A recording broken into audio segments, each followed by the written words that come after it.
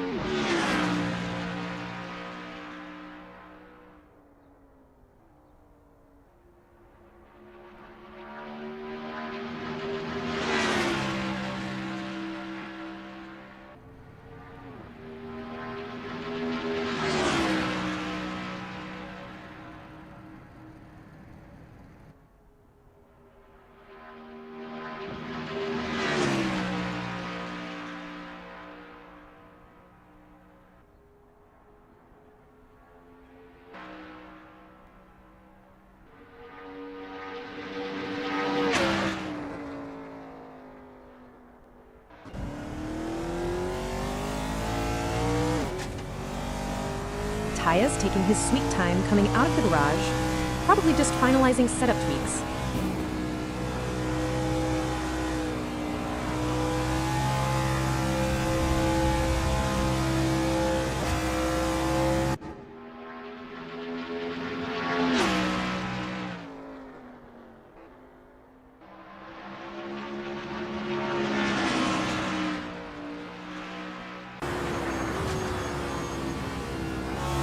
Geogang goes straight to the top of the pile. A 34.9 on the board to kick things off.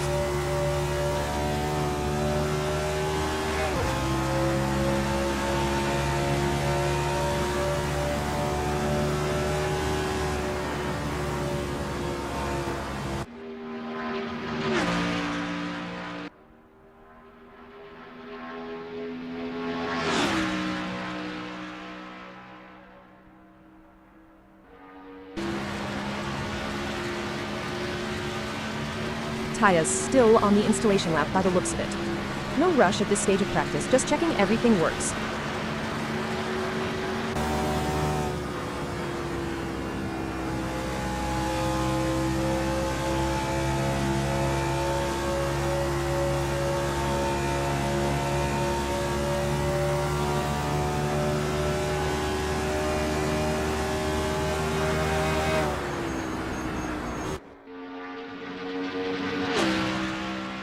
Gio Keegan improving on the benchmark, chipping another 10th off his own time. Standard early session progression.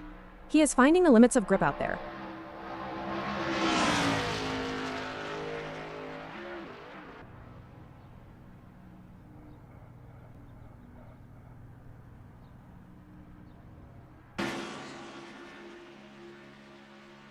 Tyus slots into second place with a 35.3, getting some early numbers down.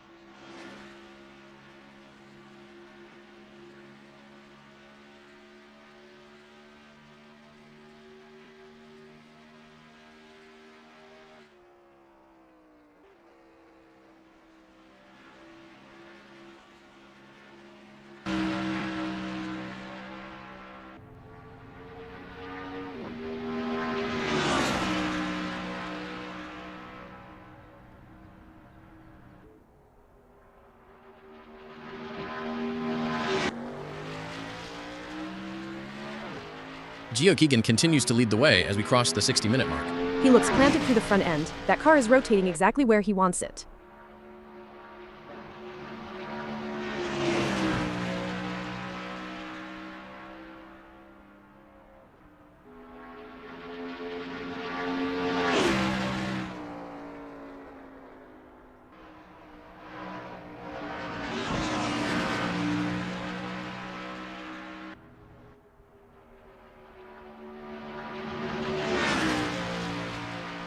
Tyus trying to bridge that gap to our leader.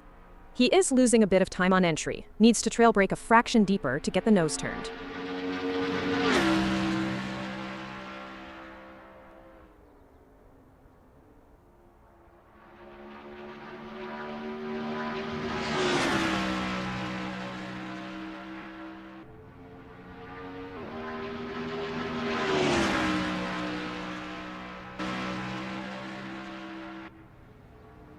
Gio Keegan putting in a relentless run right now. This is where you build your rhythm. Laps on laps, just dialing in the tire day.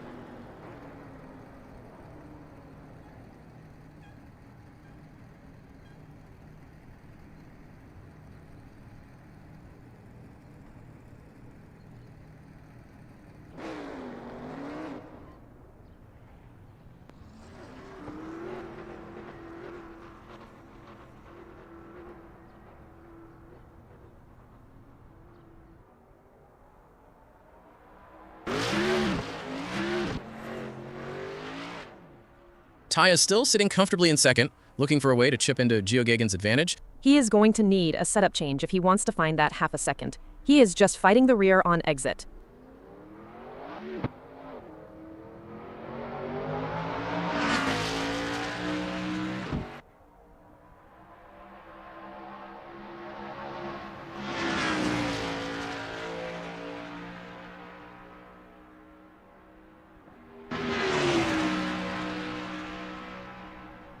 Geoghegan out front, setting the pace for everyone else to chase. When you are leading the timesheets early, it puts the pressure right back on the garage behind you.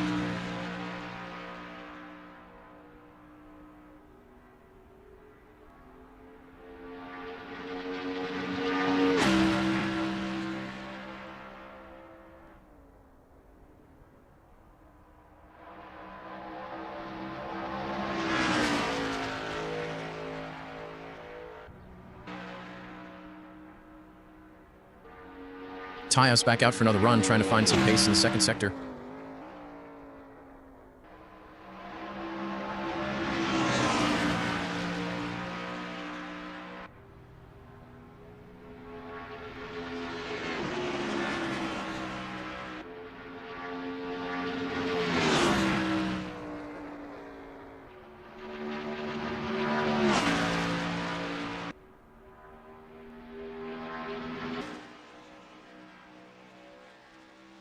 Geoghegan lowers the benchmark again with a 34.7.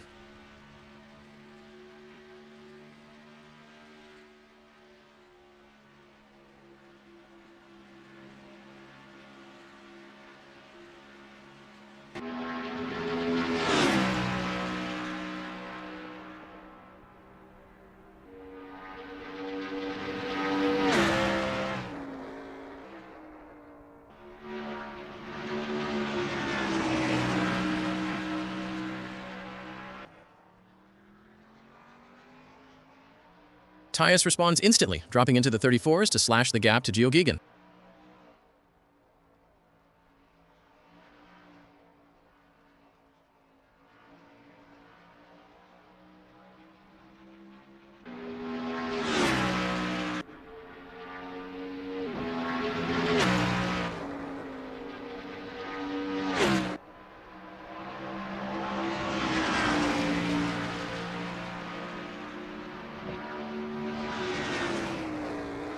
Geoghegan still holding the top spot, but Tyus is right there now. That is what you want in practice.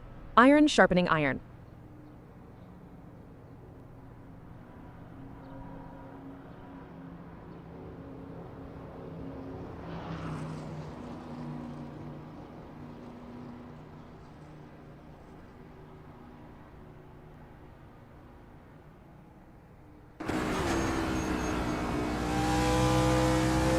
Tyus continuing to push hard as we approach the 50-minute mark.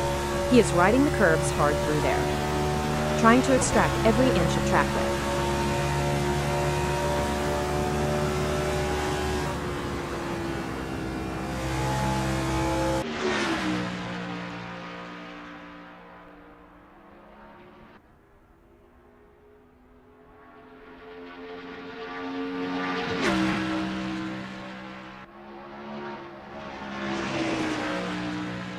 Geoghegan keeping a cool head out front, despite Tyus breathing down his neck. Easier said than done when you know someone is hunting your lap time down.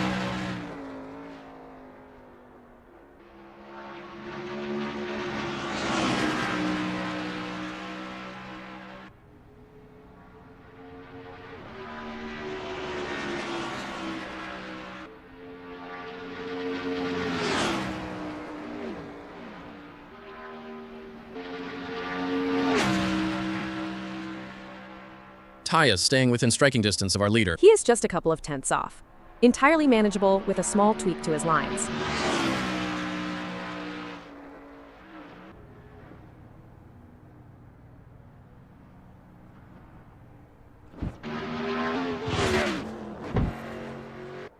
Kuchis joins the party, heading out of the pit lane for his first run.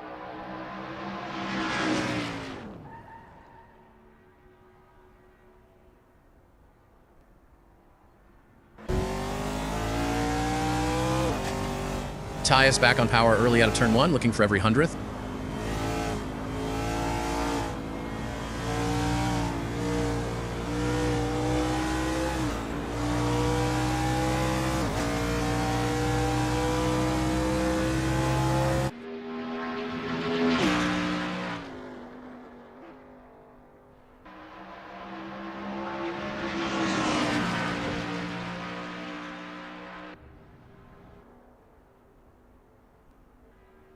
Coxie's getting a feel for the circuit on his installation lap.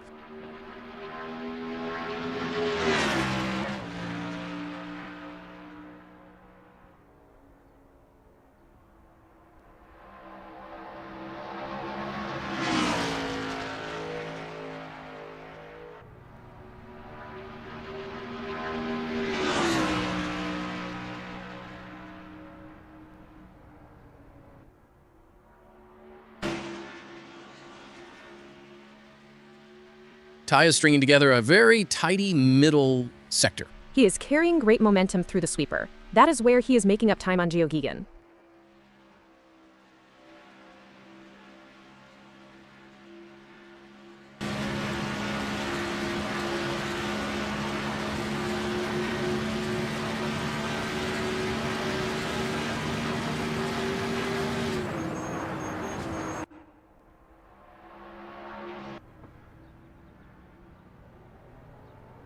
Kucha is completing his first tour of the circuit. Just bringing the tires up to temperature and checking the balance before he drops the hammer.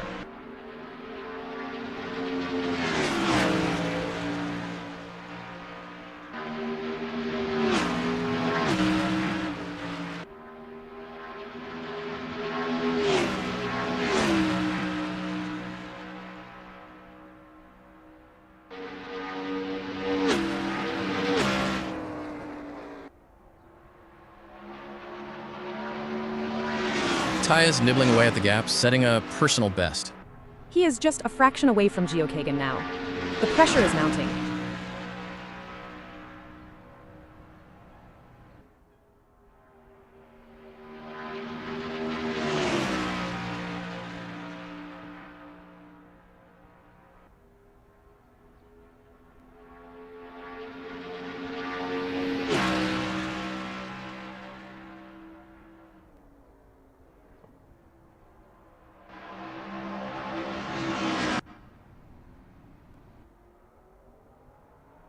Coaches puts a banker lap on the board.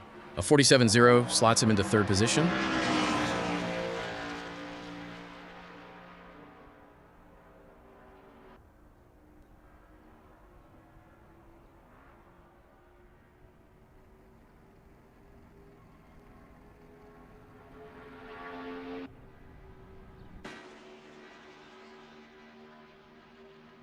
Tyus improves again, inching closer to the top spot with every passing lap.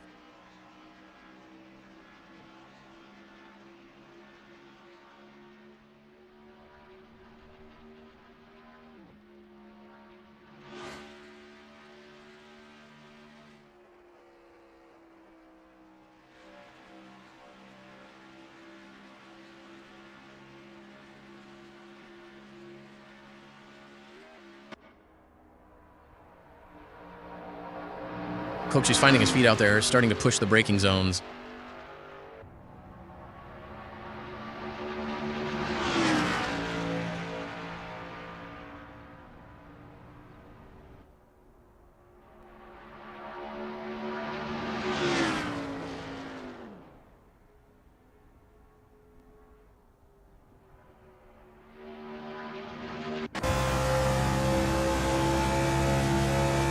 Ty is diving hard into turn one, looking to snatch that P1 spot.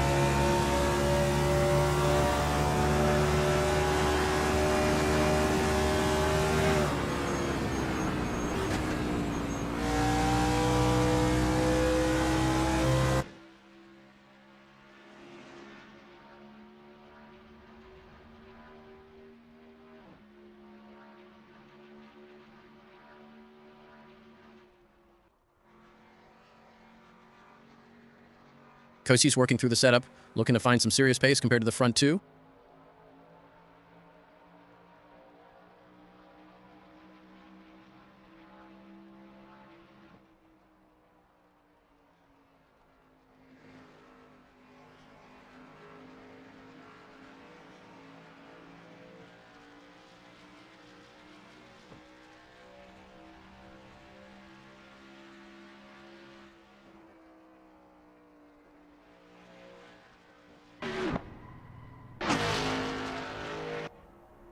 Ty is continuing to lean on the tires as we tick past the halfway mark of the session. He has great pace over a single lap, but I want to see how those rear tires hold up after 10 laps.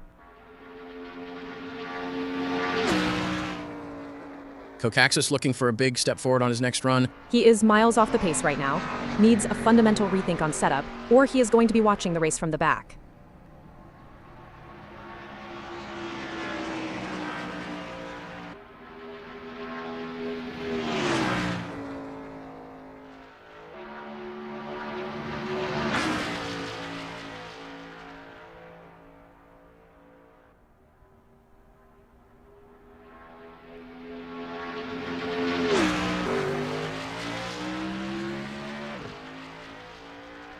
Geoghegan still setting the standard at the head of the field. He is just methodically ticking boxes.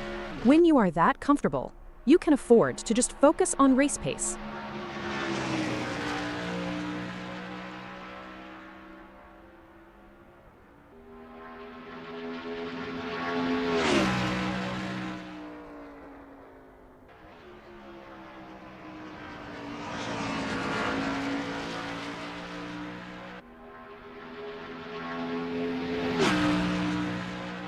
Massive improvement from Kokaxis, jumping straight into the 34s and cementing third place.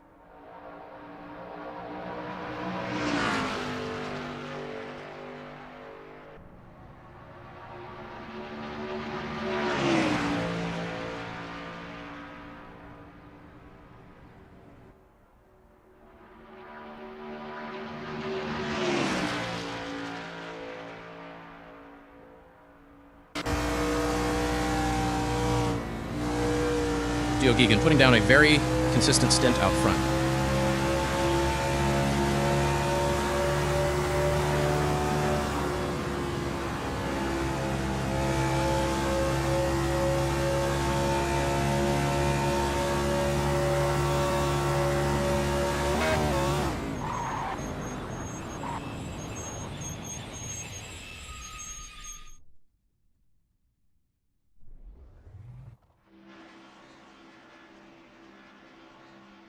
Kuch is finding even more speed, chipping away at his time in third. Much better from him. He has sorted whatever balance issue he had on that first run.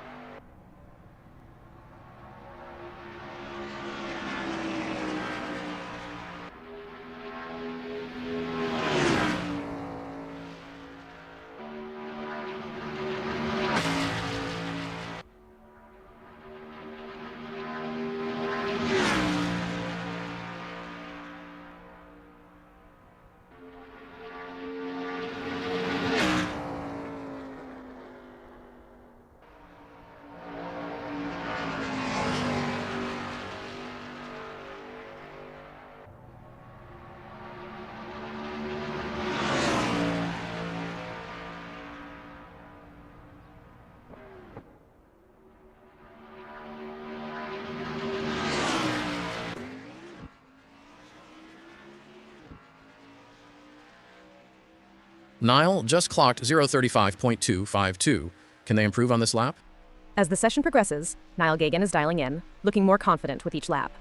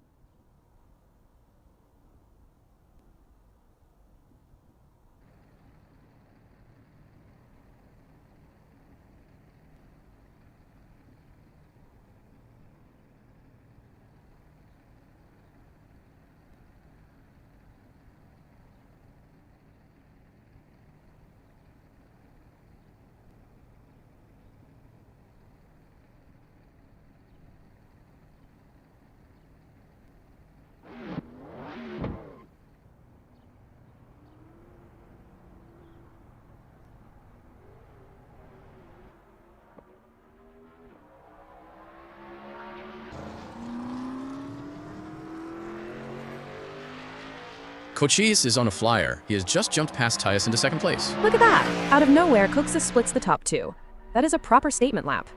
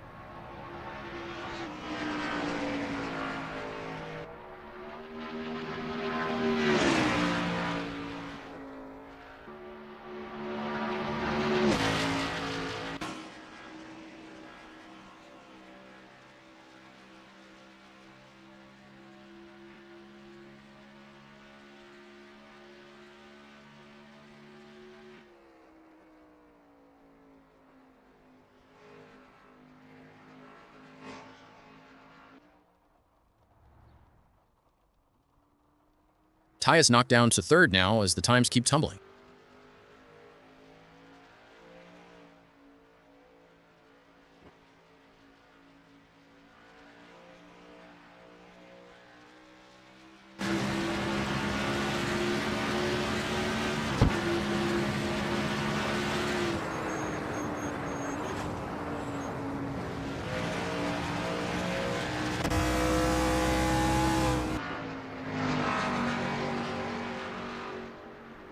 Kosi's holding on to that runner-up spot for now. He will want to keep his head down, though.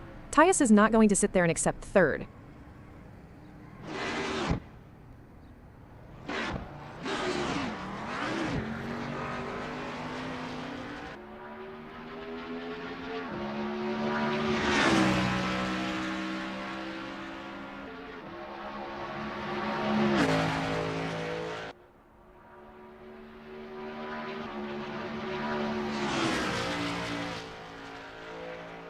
Tyus looking for a quick response to reclaim second. He needs to find 200s. That is literally just a cleaner apex on the final corner.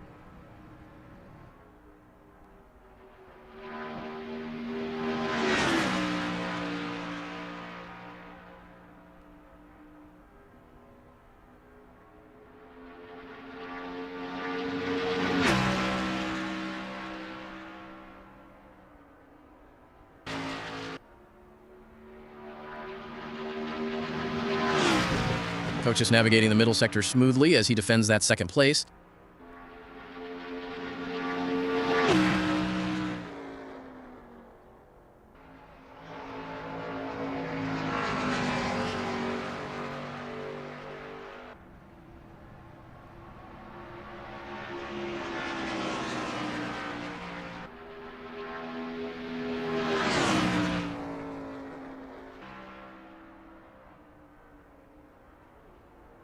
Is back on the throttle hard, hunting down Kosis.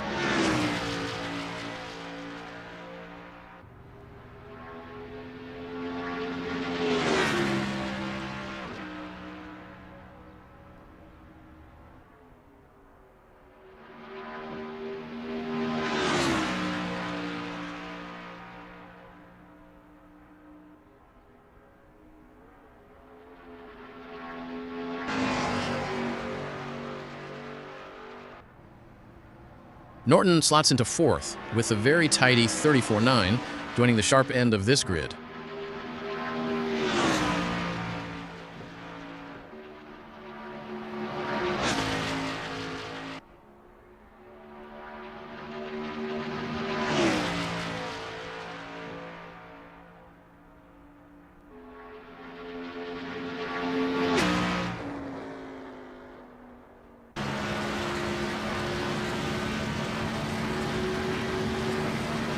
Tyus shuffled back to fourth now as Norton joins the mix. It is getting proper tight down there. A 10th covers the whole chasing pack.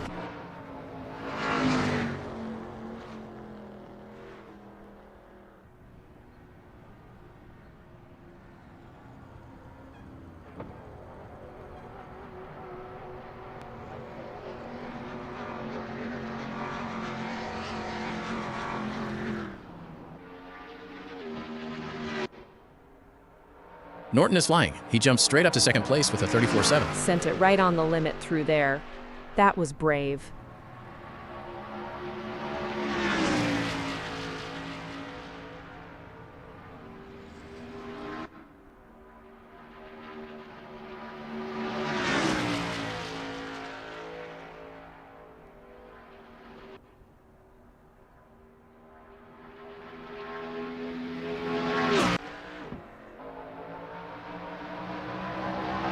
Tyus trying to claw his way back up the order after that flurry of fast laps from the competition.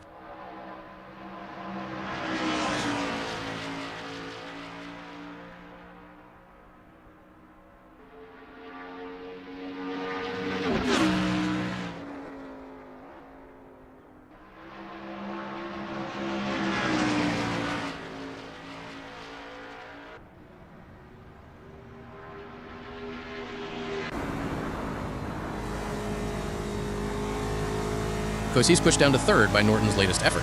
The timesheets are mixing up every 30 seconds now. Brilliant to watch.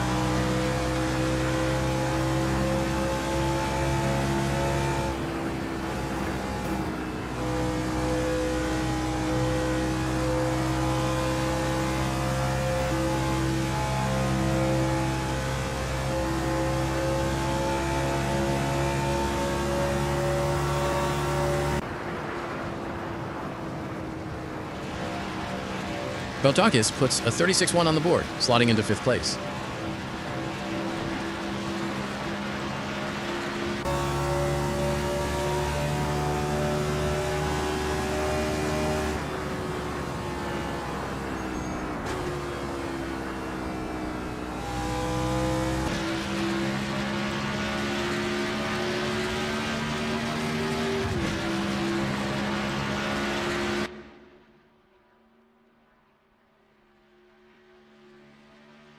Hallam gets a lap completed, settling into sixth place for the moment.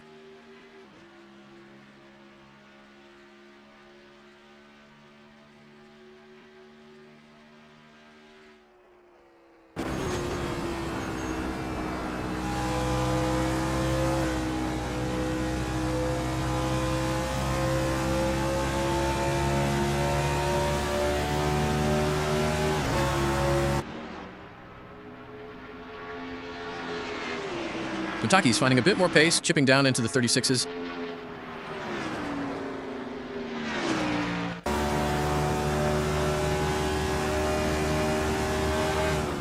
Geoghegan still sitting pretty at the top, watching the chaos unfold behind him.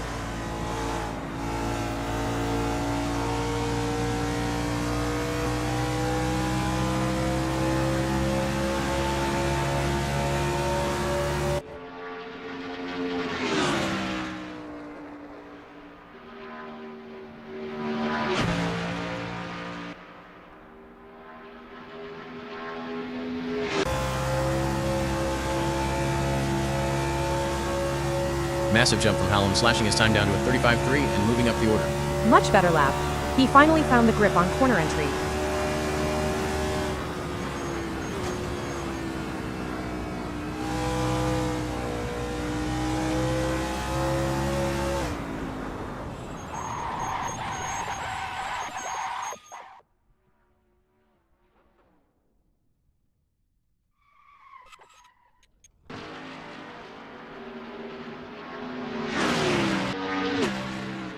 Walter's still yet to venture out as we cross the halfway mark of the session.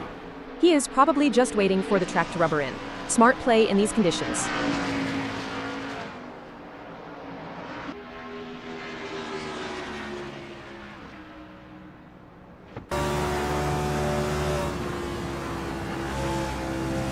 Ty is currently sitting in 4th as the field continues to cycle through their pit stops.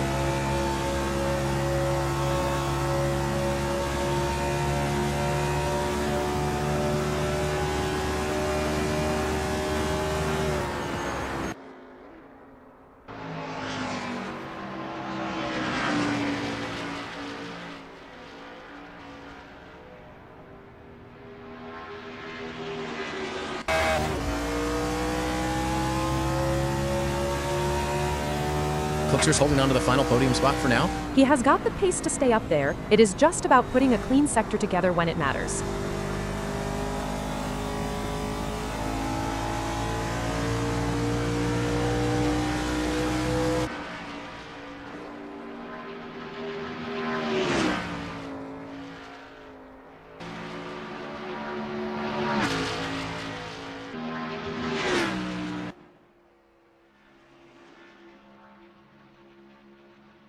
Walter's finally heading out of the pit lane. Time to see what he has got.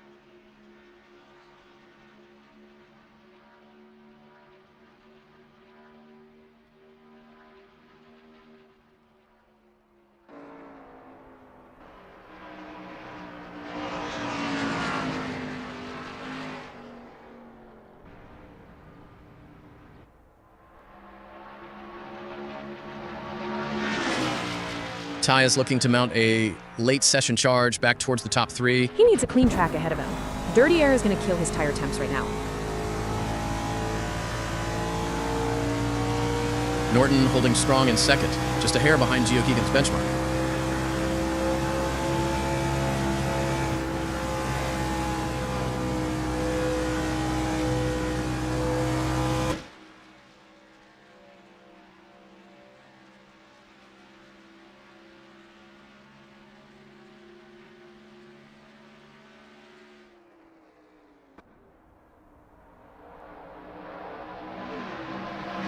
Gio Keegan navigating the sweepers with absolute precision out front.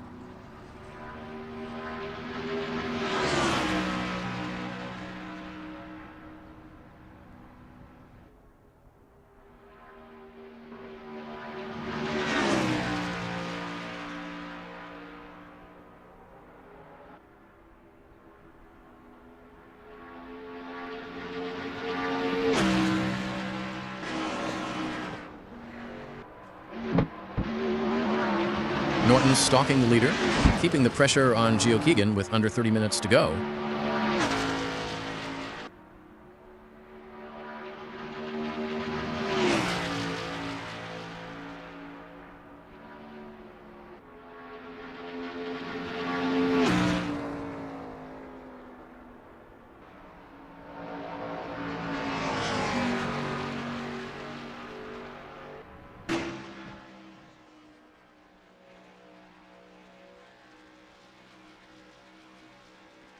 Walter's wrapping up his outlap and getting ready to fire off his first proper effort.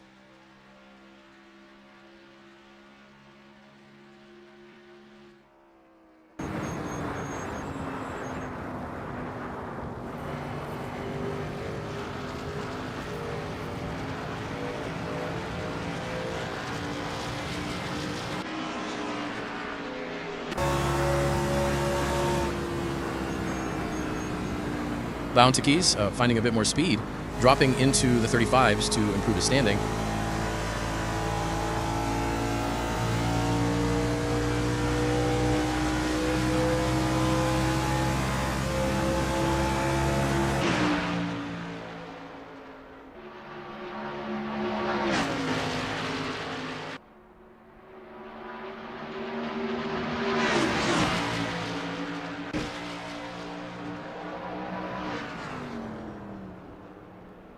Norton sweeping through the middle sector, looking for that extra hundredth. He is just a fraction away from taking pole position. Every apex has to be millimeter perfect.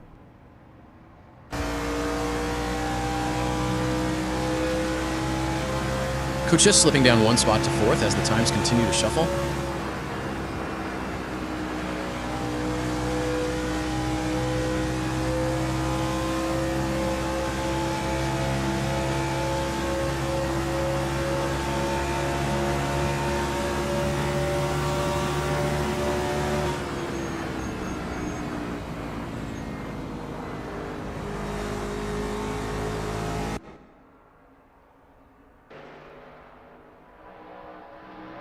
Jigen continues to lead the pack, looking untouchable at the moment. He is just driving with so much confidence.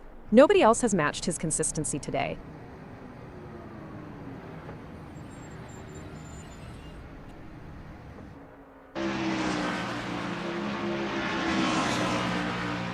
Hallam joins the 34-second club, putting in a cracking lap to hold fifth place.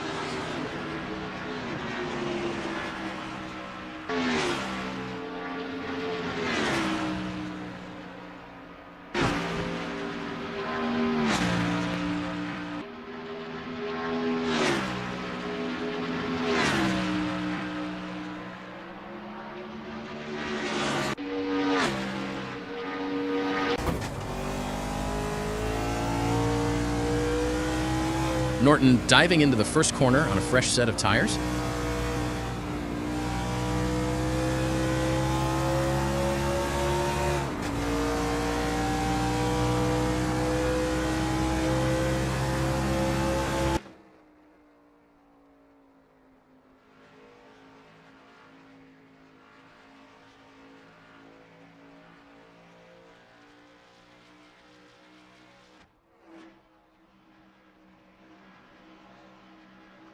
Walters finally puts a time on the board, slotting into seventh with a solid 35.2.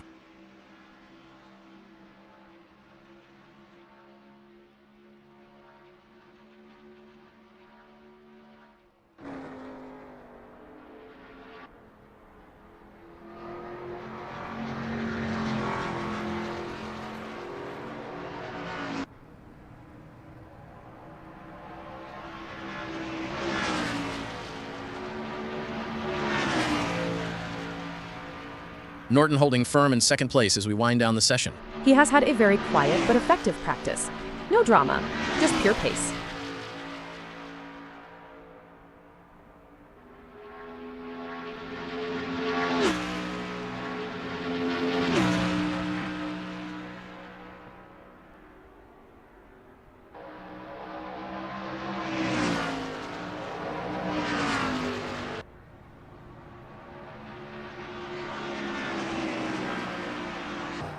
Nigel Walters has set a best lap time of 0:35.213 so far.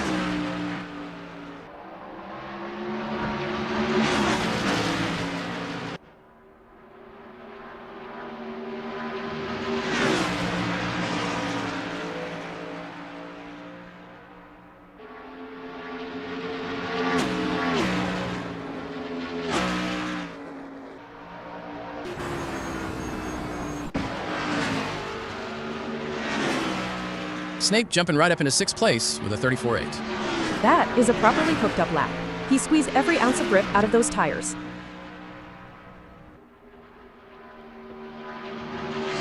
Walters getting pushed down to eighth as the rest of the field improves.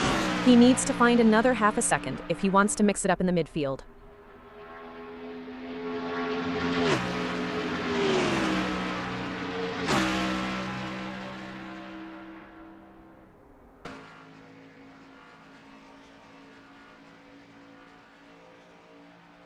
Norton flies to the top of the timesheets. A 34.6 puts him in P1. Stunning lap.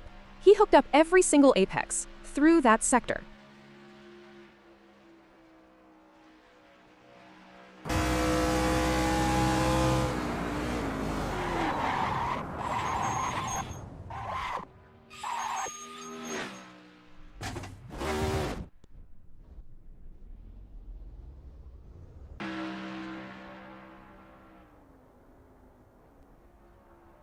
Ty is improving his time into the 34s, though he finds himself sitting in fifth right now.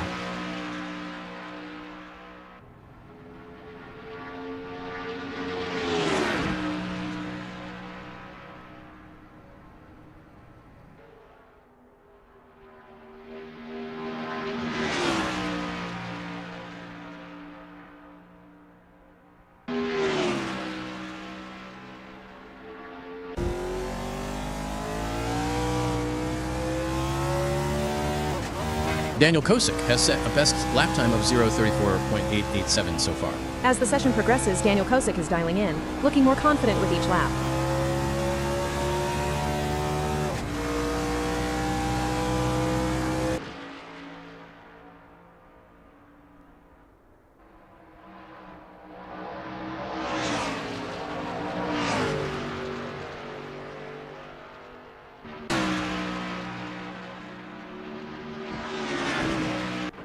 Taya is fighting hard through the middle sector, trying to muscle that car back into the top three.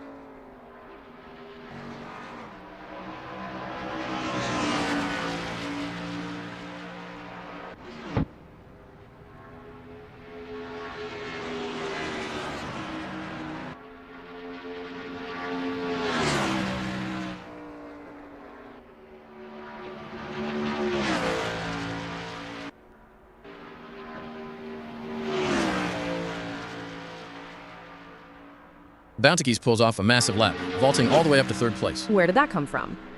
Out of nowhere, Motegi joins the party at the sharp end.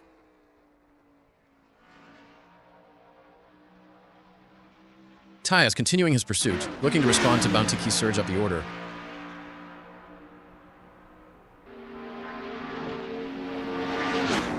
Kuch is slipping down to 7th, as the times keep dropping all around him. That is the danger of staying in the garage too long. The track evolution leaves you behind.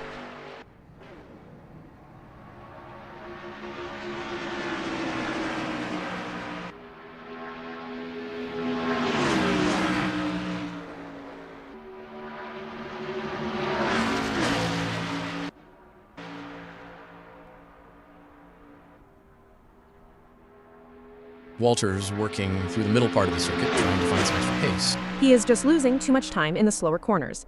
Needs to get on the power earlier.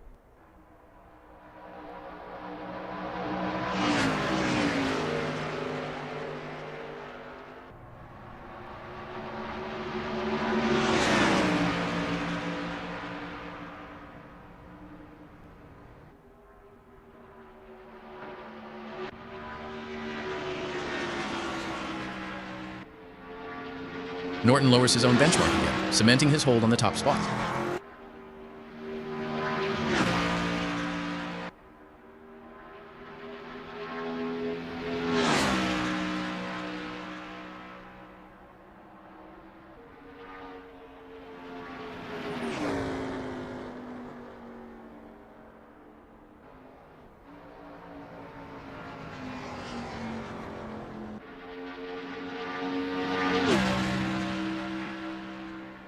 Hallam jumps up to 4th with a very sharp 34.8. The times are so compressed right now. One tiny mistake drops you 3 spots.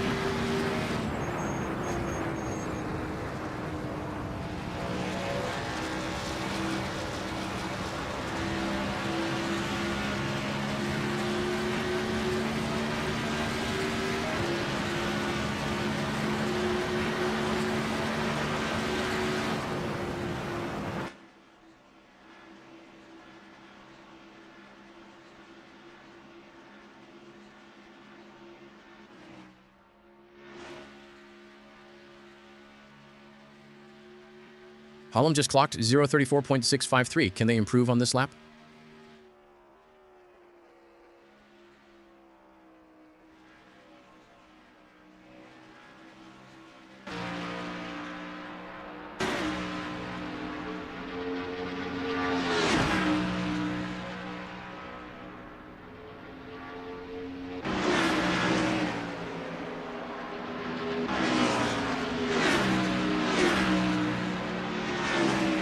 Maul heading out onto the circuit now for his first proper run of the session.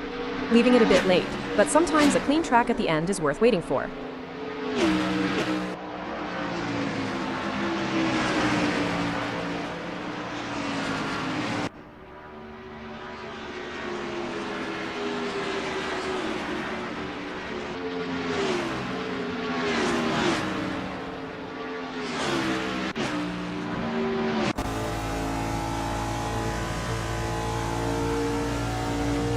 Coxie's looking for a late response to climb back up from 7th place.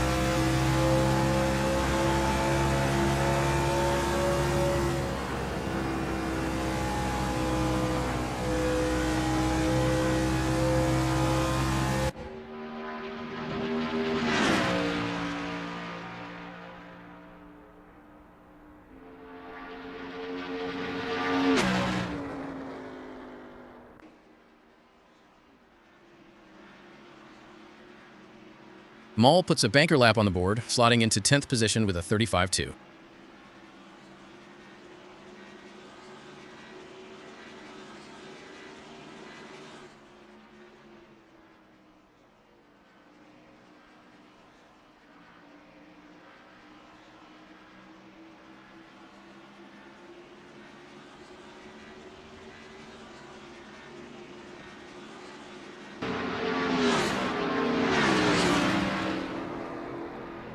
Norton absolutely shatters the benchmark with a blistering 34.3.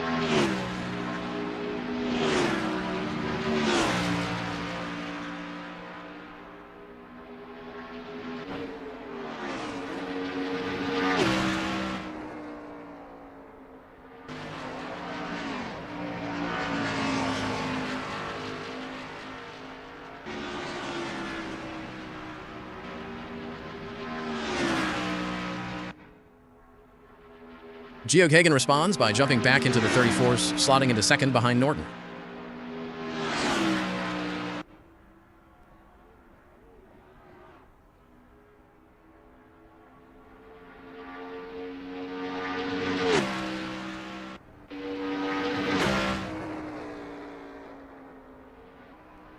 Norton still leading the charge as we enter the final stages of practice. Nobody has an answer for that pace right now. He is just in a league of his own.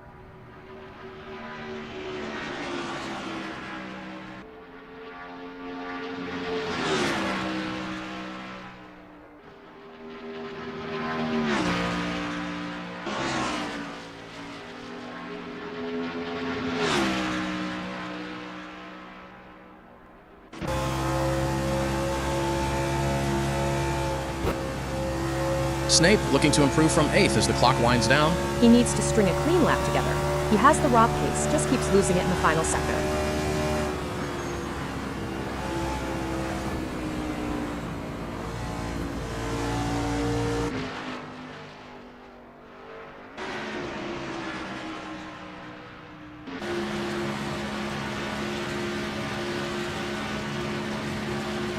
Elliot Norton has set a best lap time of 0:34.307 so far. As the session progresses, Elliot Norton is dialing in, looking more confident with each lap.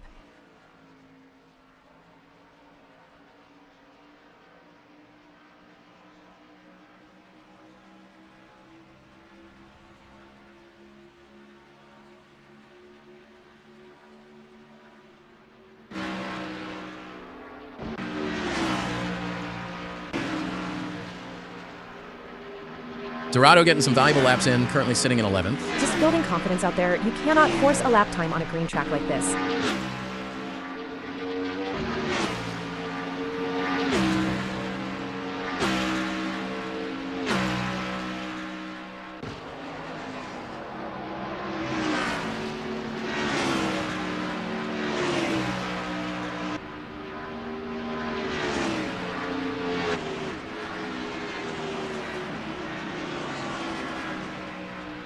Bounty's just clocked 0:34.820. Can they improve on this lap?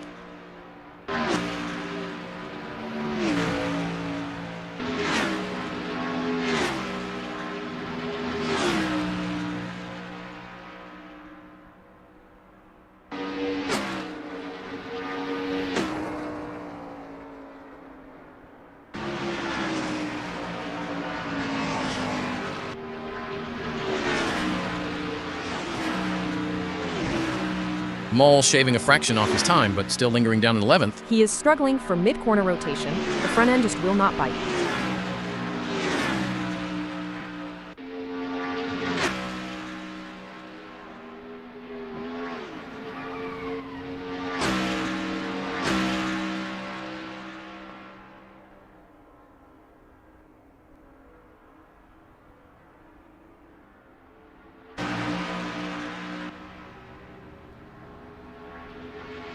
Dorado makes a massive jump up to 7th with a stunning 34.7.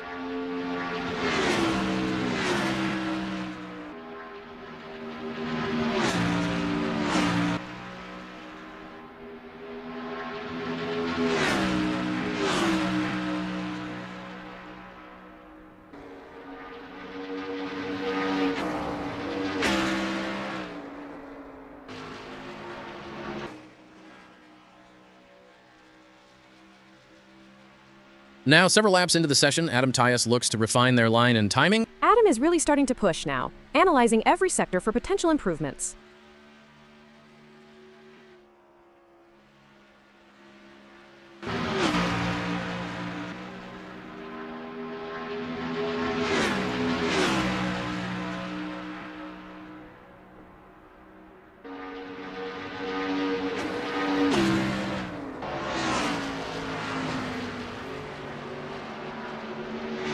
Mull fires back with a massive improvement into the 34s, taking 9th. Look at that. Everyone is finding time now as the track rubber's in.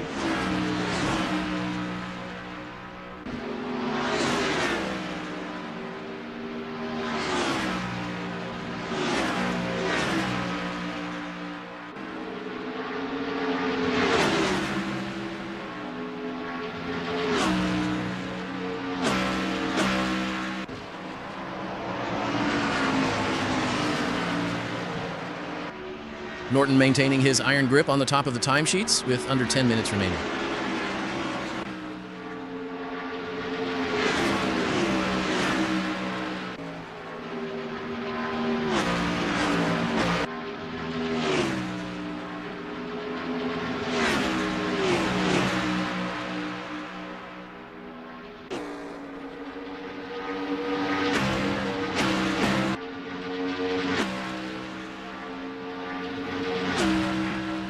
Tyus storms into 4th place with a brilliant 34.4. That is more like it. He has finally unlocked the speed in that car.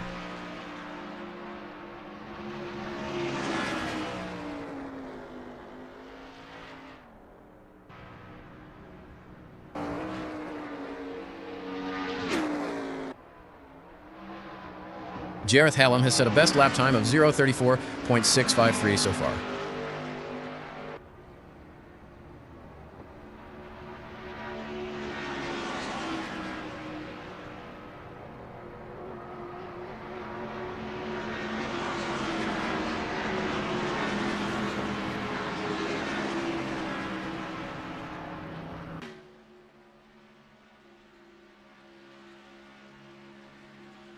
Norton lowers the bar yet again, cracking into the low 34s with a blistering 34.1.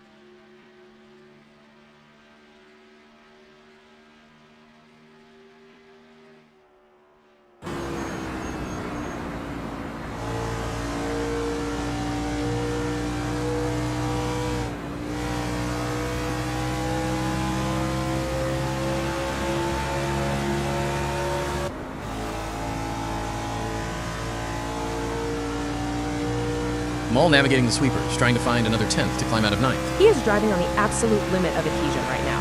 One twitch, and he is in the wall.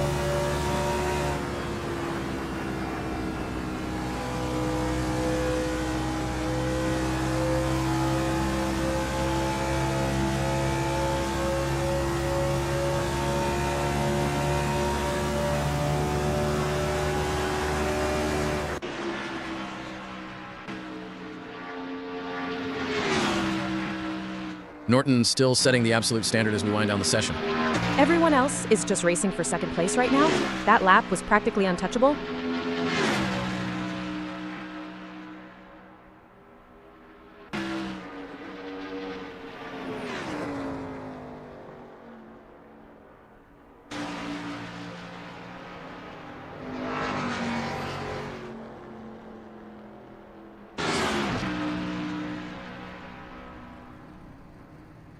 Jareth Hallam has set a best lap time of 0:34.653 so far.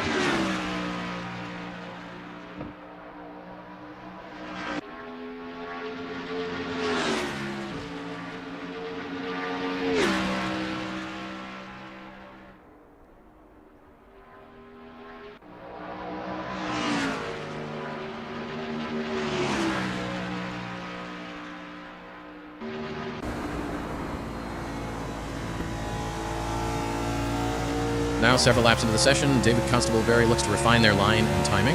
David is really starting to push now, analyzing every sector for potential improvements.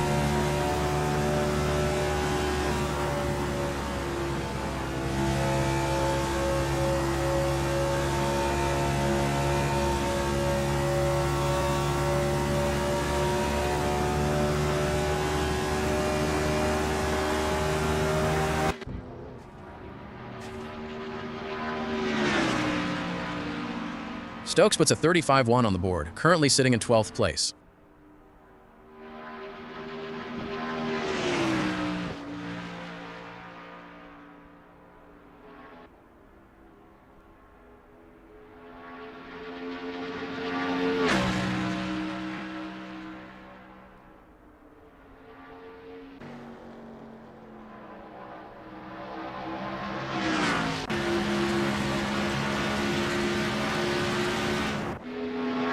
Walters rockets up into 4th with a sensational 34-4.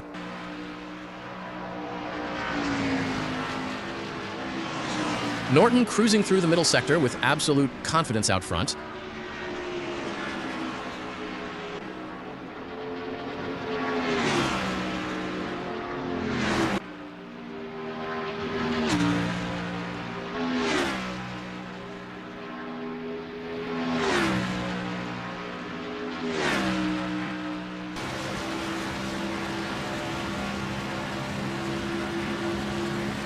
Rich Snape has set a best lap time of 0:34.801 so far.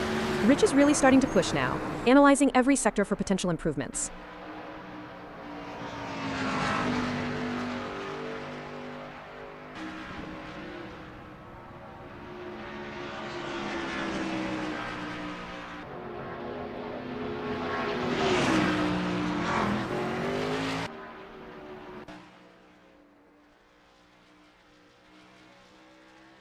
Now, several laps into the session, now Gagan looks to refine their line and timing.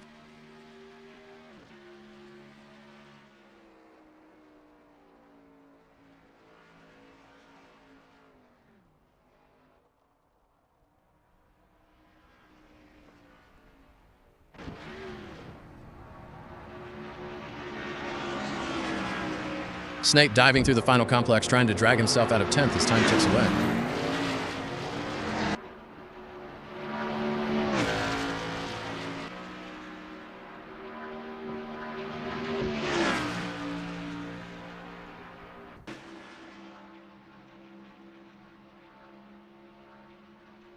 Koshi's fighting for every 100th, currently sitting 11th in this frantic pack.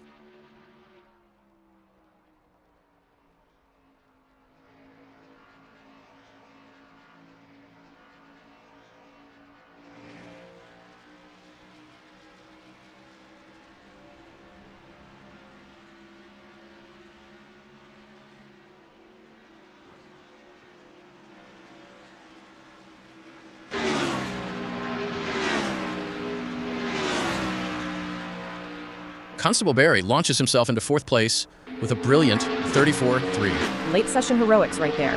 That is how you deliver when the pressure is on.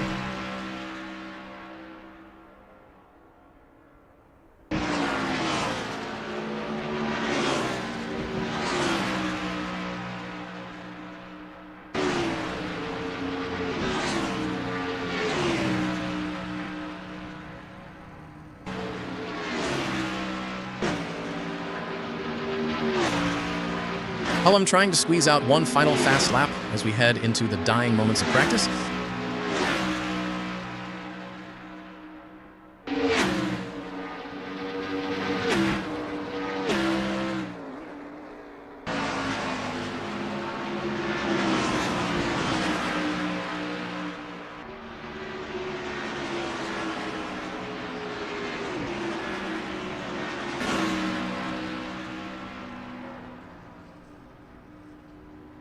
Constable-Berry shaving another tiny fraction off his time in 4th. He is just wringing the neck of that car now.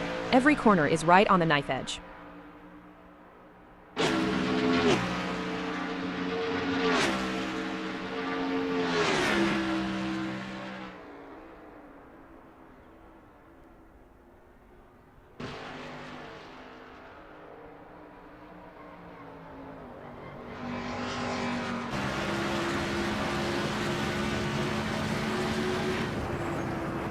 Elliot Norton has set a best lap time of 0:34.185 so far.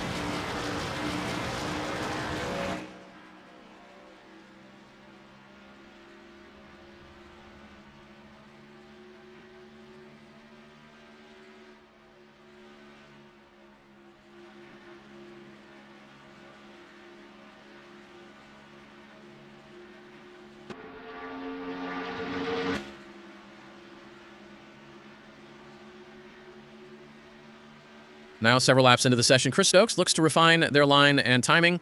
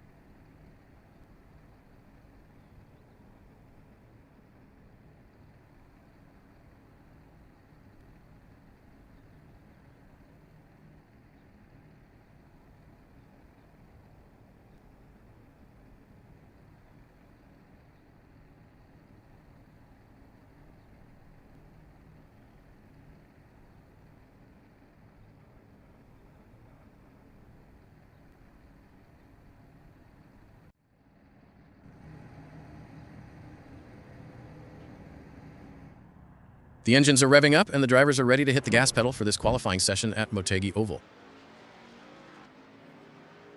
Kruger Dorado's yet to put a time on the board, and with 9.5 minutes left, the clock's already ticking.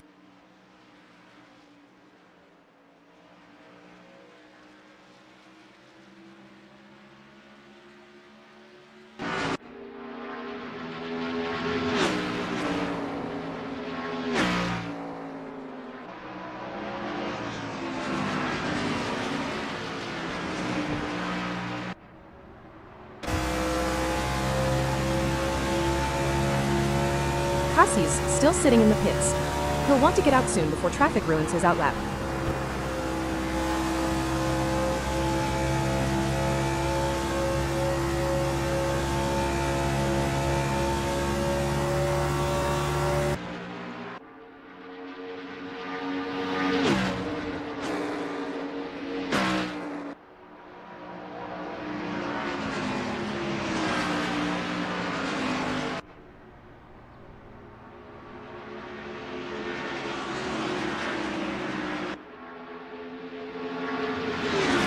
Coquerez slots straight into second with a 34.9. Solid banker lap. Nothing flashy, just gets a clean time on the board so he can build on it.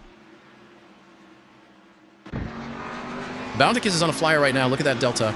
Just a fraction up on his own time. But in these short sessions, hundredths make all the difference.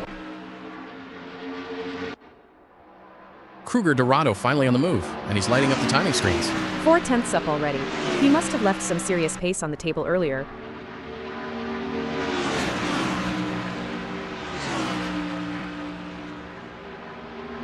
That puts Kruger Dorado right up to third. Solid response. Car looked hooked up through the middle sector there. Good recovery after a slow start. Mull's looking to improve here, carving a 10th off his previous best. Crucial. He nails the exit onto the straight, lose momentum there, and the whole lap's compromised.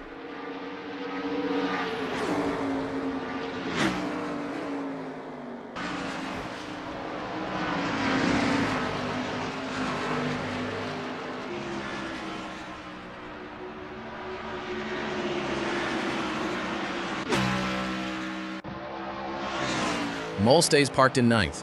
That delta didn't translate into time. Walter's trying to drag that car up the order, currently finding a 10th in the middle sector. Tyus is carving half a second out of his previous best right now.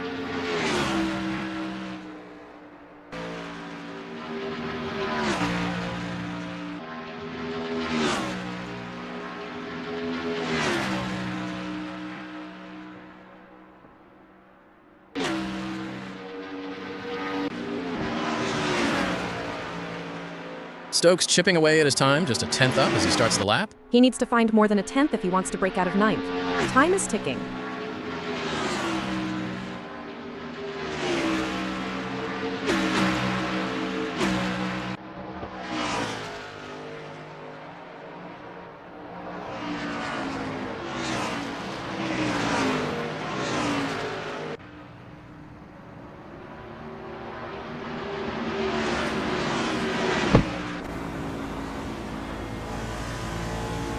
Constable Barry losing time out there. That delta is heading in the wrong direction. Mull's on another push lap, a 10th up as he feeds the power in early.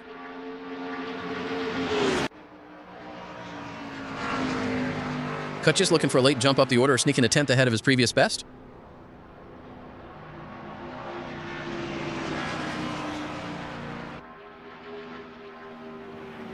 Kokai Sui crosses the line, but that position doesn't budge. Frustrating lap. When you give it everything and the stopwatch doesn't reward you, that hurts.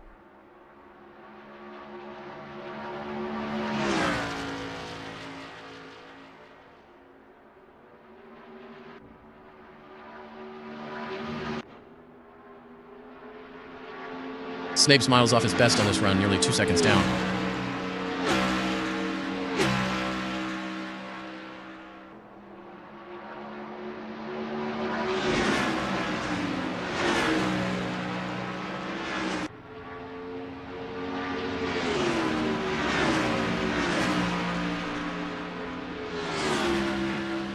Snape aborts that effort and brings it round, still sitting 8th. Constable Barry finding a tiny sliver of pace, just 600ths up on his best.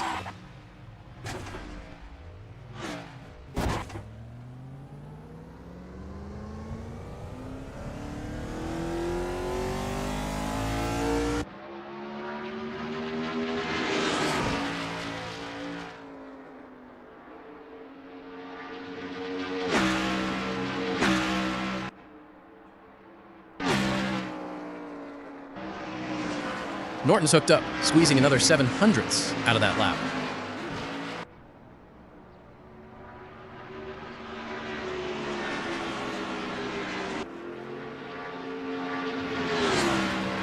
Norton goes fastest. A 34.3 puts him right at the top. Brilliant execution. He carried incredible speed through the middle sector, and it paid off.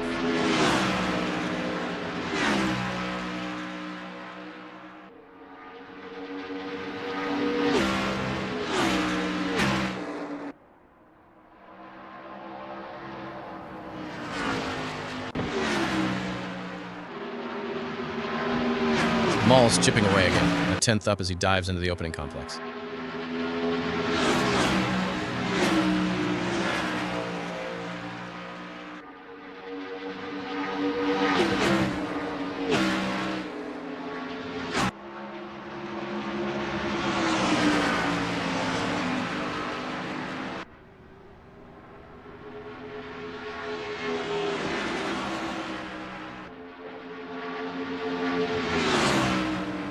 Maul leaps up to 4th with a 34.4. Look at that. That is a massive jump up the order when it mattered most.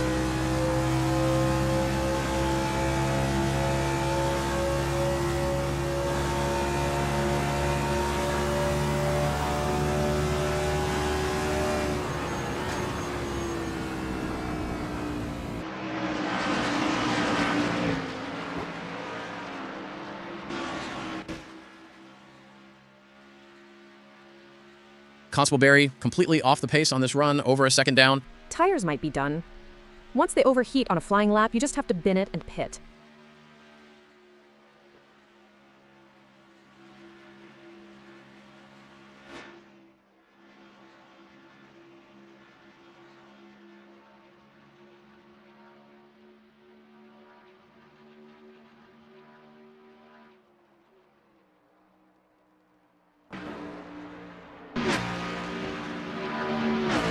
Coke is trying to drag himself out of the drop zone, 600ths up at the start. Walter is finding a bit of rhythm here, carving over a 10th off his best.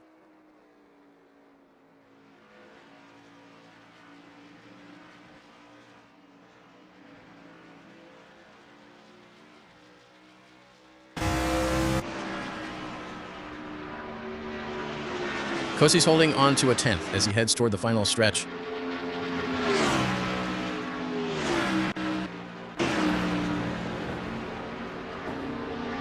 Snape's on a serious charge now, nearly 2/10ths up on his personal best.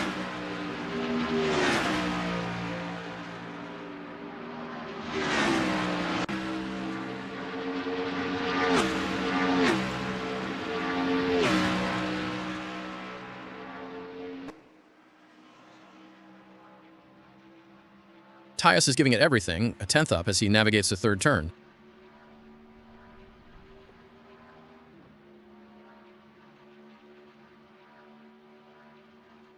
Tyus goes fastest.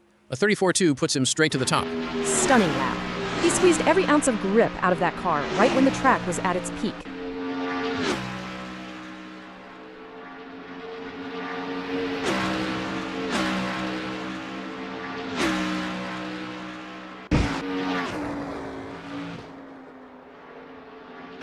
Snape's losing time on this final run, slipping back by a 10th and a half. That's race over for improvement. Tires are done, and the clock is just about out.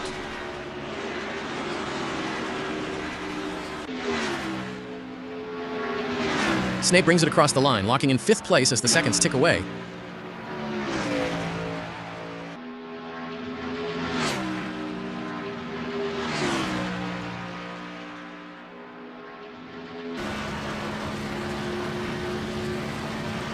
Norton's final attempt is slipping away. Just a hair off his best as the clock hits 0.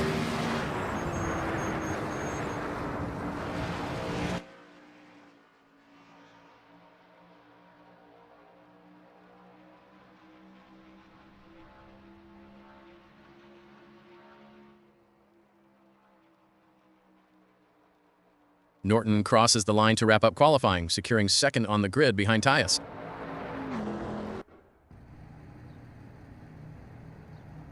Constable Barry is miles off the pace, coasting round at the end of the session. Safely back to the pits. Job done. Nothing more to gain out there.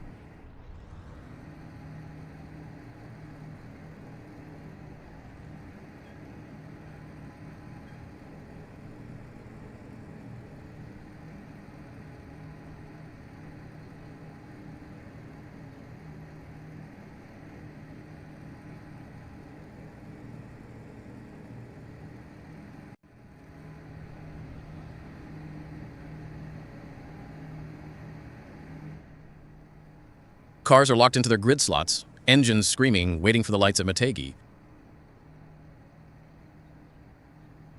Tyus starting from pole here on the oval, massive pressure to lead the pack away. Crucial start for an AM-class driver. You want a clean launch, get settled high or low depending on the setup, and just survive the first 2 turns. Norton right alongside him on the front row, and with that pro experience, Tyus is going to have his mirrors full immediately. Norton will be sizing him up before they even hit turn 1. Pro-class grid position, right on the heels of pole, perfect spot to dictate the race pace early. Mull is lurking right there in fourth, another pro driver ready to pounce if the front row trips up. Row 2 is the sweet spot on an oval. You are close enough to the draft, but out of the immediate chaos of the mid-pack accordion effect.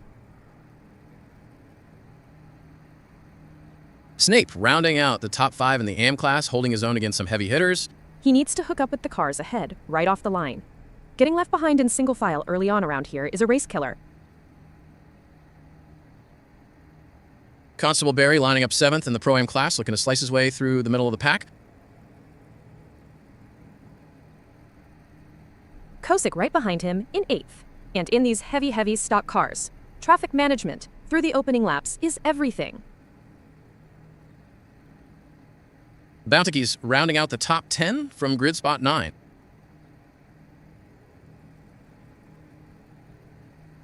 Hallam slotting into 10th as we get set to go green.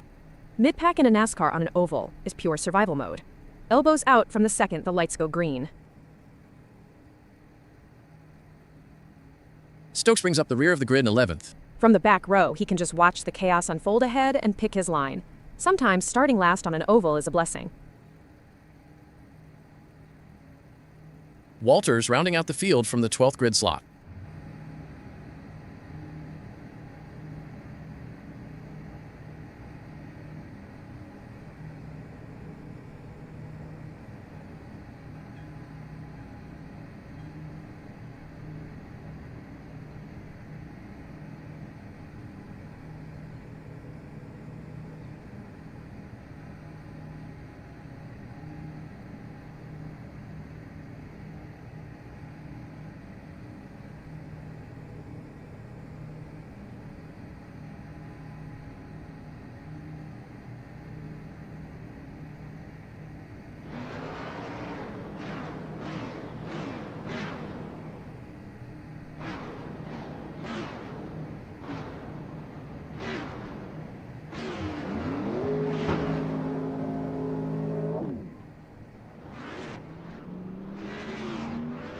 The safety car lights are out and the field rolls away for the formation lap around Motegi.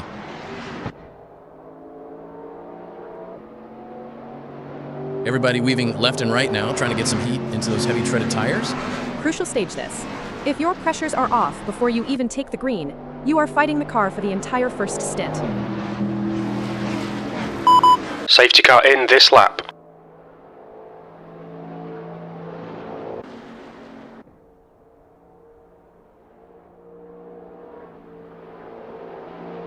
Ty is leading them around the banking, keeping the revs up and maintaining gap to the safety car. He dictates the speed right now. He wants to catch the safety car sleeping just a fraction as it dives into the pit lane.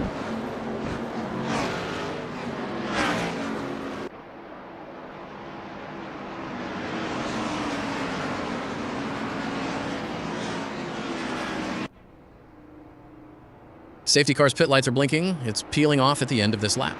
Here we go. Green, green, green, let's Tyus is go. on the anchors, bunching them up, waiting for the restart zone. Eyes on the leader now as they crawl toward the green flag. Hold your breath. This is where the bumper-to-bumper carnage usually happens. green flag is out at Motegi. We are racing. Tyus gets a decent launch, but Norton is already looking for a sniff on the outside. Maul is glued right to the bumper of Gagan as they sweep through the turns. Zero gap, literally bumper to bumper at over 150 miles an hour.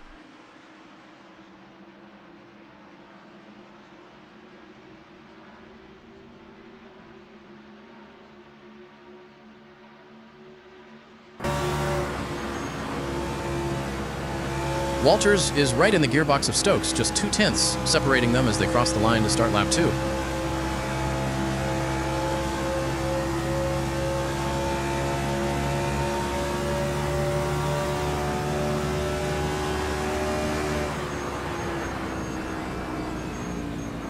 Stokes just stretching that gap out slightly, up to 0.3 now. Walters lost a tiny bit of momentum on exit, and in these heavy cars, once you break that draft, it is so hard to reel them back in. Maul is living in Gagan's mirrors right now. 0.1 of a second is all that is in it. He is hunting for a toe, ducking out of the dirty air, just enough to keep those front tires cool before he makes his move.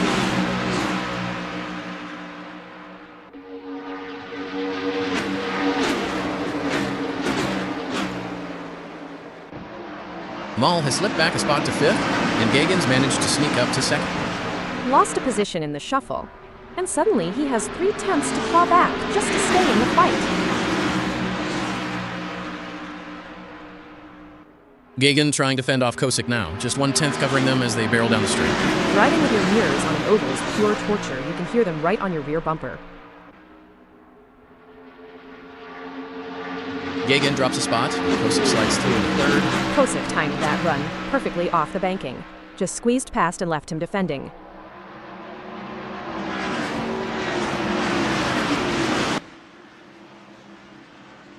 Looking at how tight this field is, tire preservation is going to dictate the whole second half of this race. Completely. You lean on these heavy stock cars too hard early on, and those right side tires are just going to vaporize by lap 50. We have seen a lot of position swapping already in these opening laps too. Oval racing is a chess match at 200 miles an hour. You are managing the draft, managing your temps, and waiting for someone to blink. Well, nobody is blinking yet. The top 10 are still running under a blanket. Just wait until pit windows open. That is when the real chaos starts.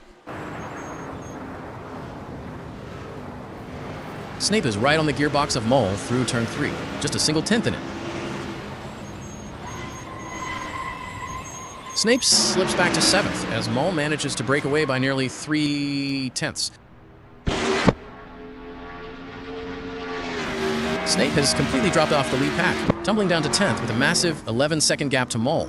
Something has gone sideways there, either a massive moment through the banking or heavy tire wear, because that is a devastating loss of pace. Yellow flag, safety cars out. Yellow flags are out, safety car deployed. Massive stack up, somewhere back in the pack. Everybody needs to slow down and pick up the pace car immediately. This is going to bunch the entire field right back up after all that hard work building gaps. Lifeline for anyone who got caught out early on. Pit lane is going to be an absolute madhouse when it opens.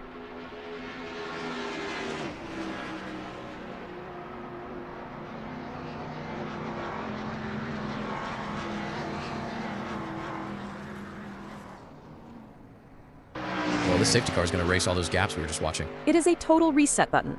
Everyone who lost ground earlier just got handed a second chance. Snape will be breathing a massive sigh of relief after tumbling down to 10th. Provided his car is straight, he is right back in the hunt now. That is the beauty of oval racing. Teams are scrambling on the pit wall right now. Do you pit for fresh rubber or stay out? If you have got the tires left, you stay out for track position. If you are struggling, like Snape probably was, you dive in and take the fresh lefts and rights.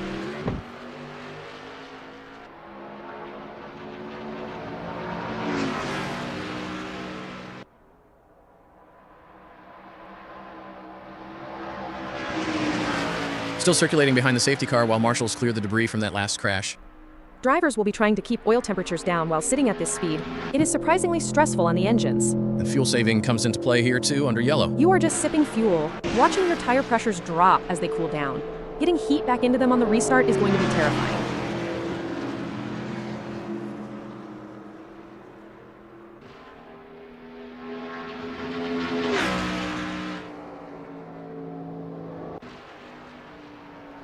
Looking at the damage to the back markers, this race has really tested everyone's patience. Oval racing gives you zero margin for error, you lose concentration for a split second, and you are into the wall. Tyus has managed to weather the storm from pole position so far. He has driven a smart race, but leading under yellow is actually harder than leading under green because of the tire cooling. We are going to have a sprint to the finish once this caution ends. Absolute chaos coming our way. Get your popcorn ready.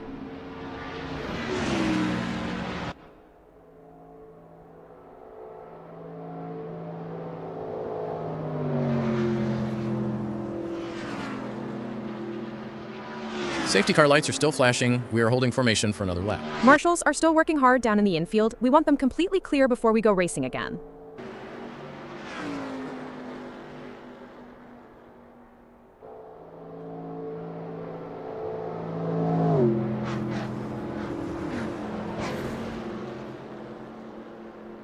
It is always fascinating watching how different drivers handle these long caution periods.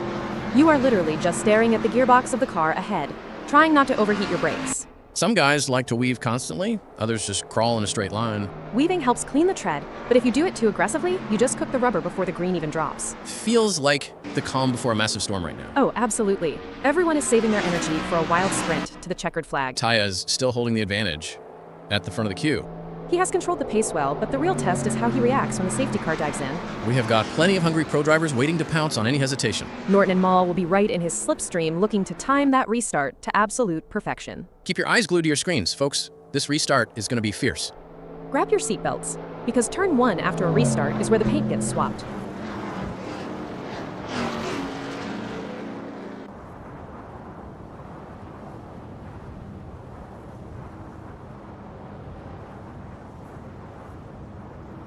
Still circulating behind the safety car, waiting for the signal to pit in. Drivers will be doing steering checks in the cockpit now, just making sure the front end still tracks straight after that last bunch up.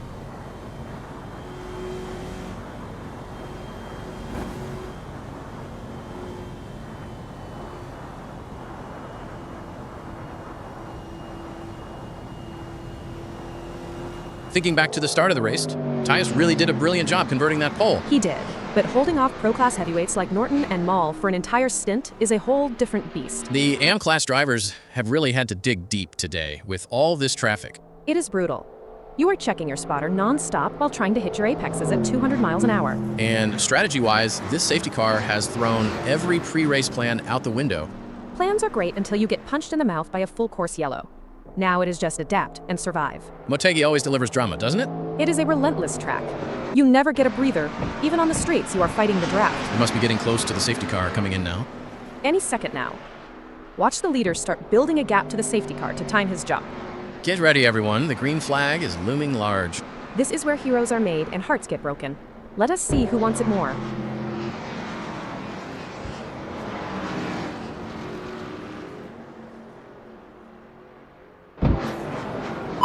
Safety car in this lap. Safety car is still out on track, leading the train round.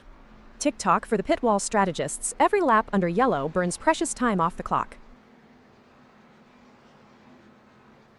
Get ready. Safety car's clear. Diving into the pit lane. We are getting ready to race. Tyus is dictating the pace now, waiting for the green flag to drop any second.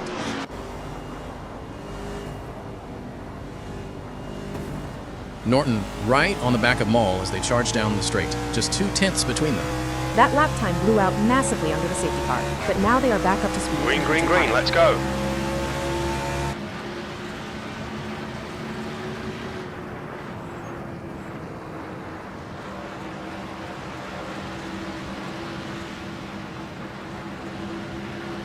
Norton has closed the gap even further, down to just 1/10 now. He is sniffing out a pass on the inside, putting maximum pressure on Mall through the turn. Kusick is glued to Gagan's rear bumper in the battle for 10th, just a 10th separated.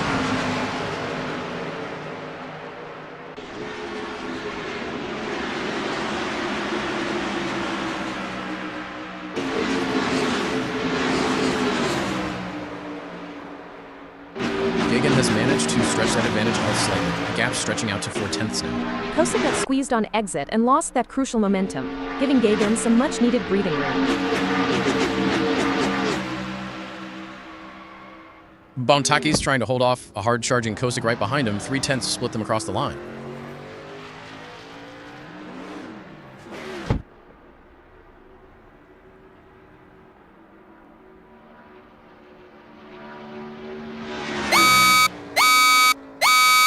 Yellow flag, safety car's out. Motegi has completely pulled away, leaving Kosick a massive 12 seconds back down the order. Whatever happened to Kosick back there, it looks like a major mistake or contact, because he has lost all touch with this group.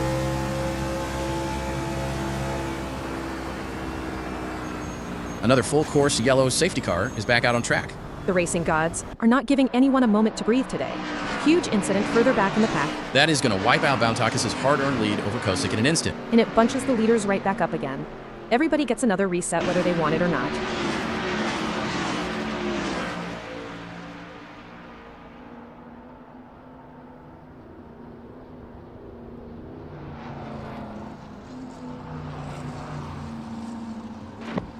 Two safety car periods now, this race is turning into an absolute war of attrition. It is brutal on the drivers mentally. You build a gap, you feel comfortable, and then bam, zeroed out. And fuel strategies must be getting interesting on the pit walls. Teams will be recalculating non-stop. Every lap behind the safety car saves fuel, which might change stop windows entirely. Bountakis was just starting to look really strong before that yellow came out too. That is the frustration of sim racing at this level. You do all the hard work to break away, and luck just resets the board. This is still out front holding the fort. You have to hand it to him.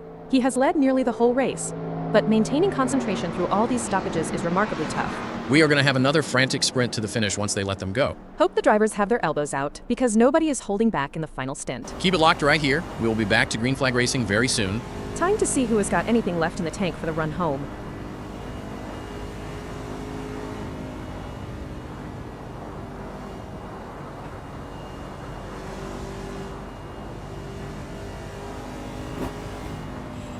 Still circulating behind the safety car while marshals clear the track. Drivers will be frantically adjusting brake bias and telemetry settings on their wheels right now, prepping for the restart.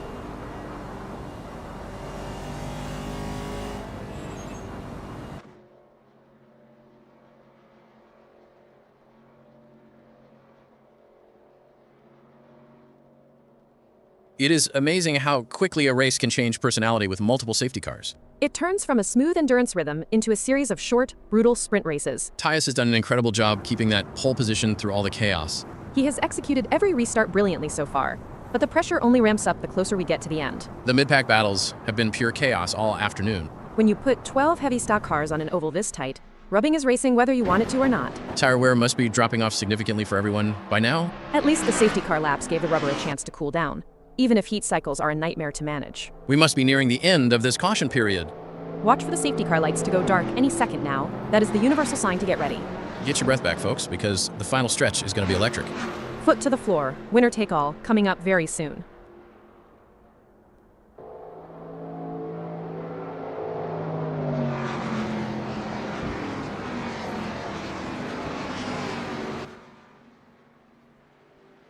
Still under yellow flag conditions, safety car leading the pack round. Every single driver on the grid is staring at their fuel delta right now, wondering if they can make it to the end without another splash.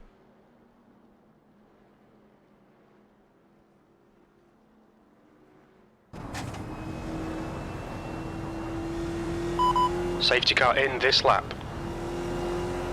Fantastic racing on show here today, and it's not just the top drivers who are impressing us. Even the drivers at the back of the pack are putting up a good fight, battling it out for every position. It's a testament to the level of competition at virtual velocity. Get ready. Safety Even the car's smallest clear. mistake can cost you valuable seconds, or even lead to a crash. But these drivers are up to the challenge, and they're giving it their all. It's clear that virtual velocity really is the place to be for top quality racing. Safety car lights are out, and it is diving into the pits. Green flag on this lap. Green, green, green, let's go. Kruger Dorado holding down second place as they power away from the restart. 4/10 back to Hallam in third.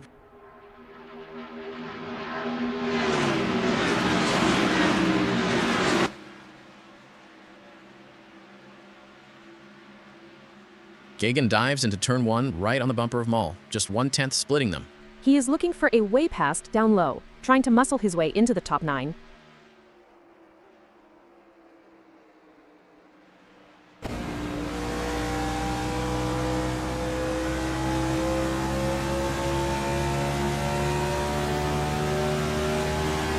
Mall has managed to weather that initial assault, stretching the gap back out to 3/10.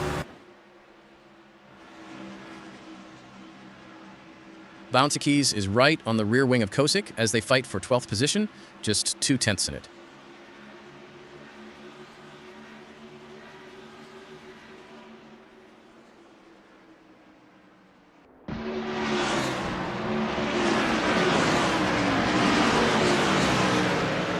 Kosick pulling just a fraction clear, extending that gap to 3/10 now. Though Taki's got loops on exit and had to lift just a hair, costing him all that momentum he built up.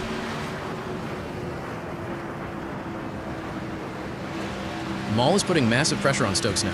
Just 1/10 covering them in the battle for 8th.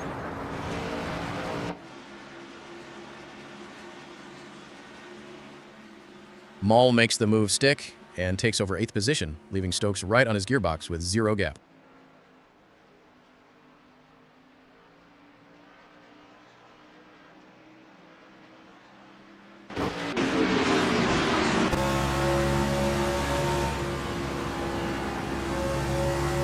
Walter's chasing down Snape for 6th place, just 2/10, separating them out on track. He is drafting nicely off the back of that car, setting up his run for the next corner.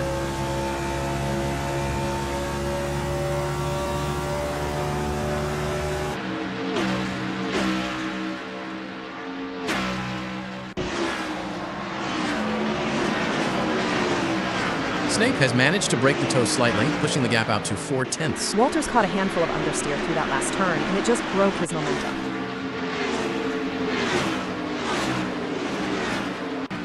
Constable Barry is all over the back of Cougar Dorado for the final step of the podium, just 1/10 in it. He is showing his nose on the inside line, trying to force an error from the pro-class runner.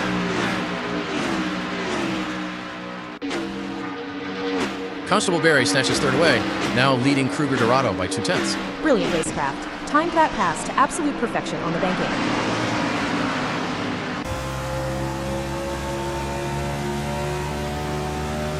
Kruger Dorado fighting back now, sitting right in the slipstream of Constable Barry, just 2/10 back. He will be desperate to reclaim that podium spot before the laps run out.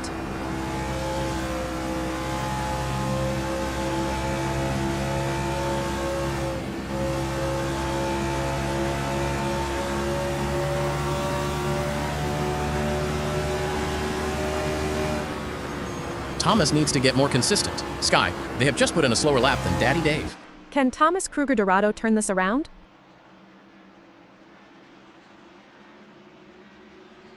Hallam is right on the rear bumper of Kruger Dorado through turn 4 with 0 gap between them.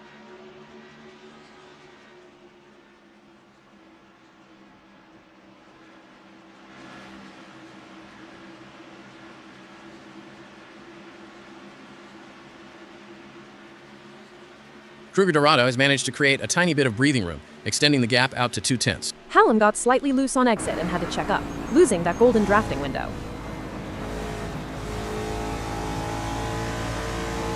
Snape is hunting down Hallam through turn 3, just 2/10, separating them out on track.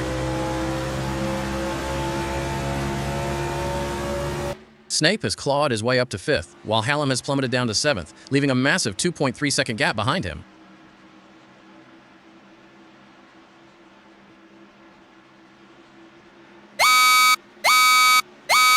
Yellow flag, safety car is out.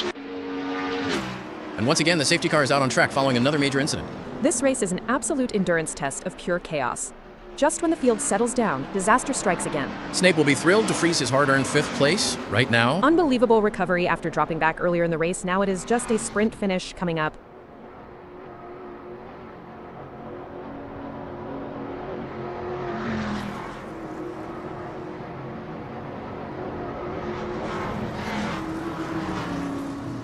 What does Rich Snape and Severus Snape have in common? They both have bottomless disdain for you? Law. No, Euro, they both hate Harry Potter.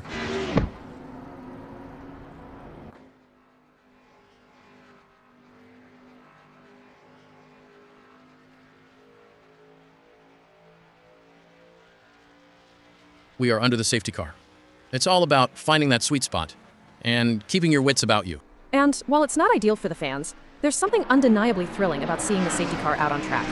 It adds an element of unpredictability and keeps everyone on the edge of their seats. Let's hope we can get this debris cleared quickly and get back to the racing action.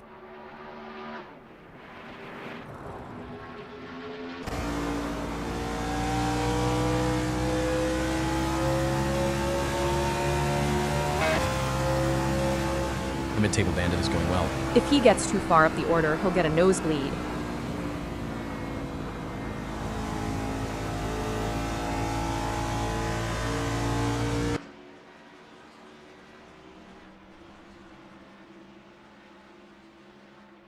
still circulating behind the safety car, all positions frozen for the moment. Teams on the pit wall are frantically calculating fuel to see if everyone can make the finish without stopping. Nobody wants to splash and dash with only minutes left on the clock. If you pit now, you lose all track position, so everyone is going to gamble on stretching it to the flag.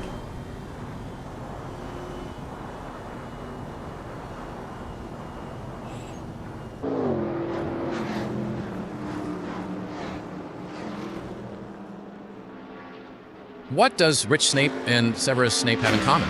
They both have bottomless disdain for you? Lo, no Euro, they both hate Harry Potter.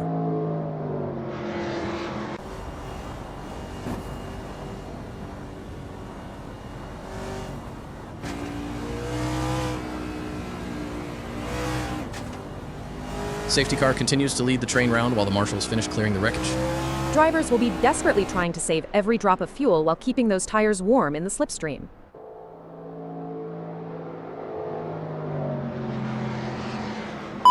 Safety car in this lap. Safety car lights are off. It is pulling into the lane. Green flag racing is moments away.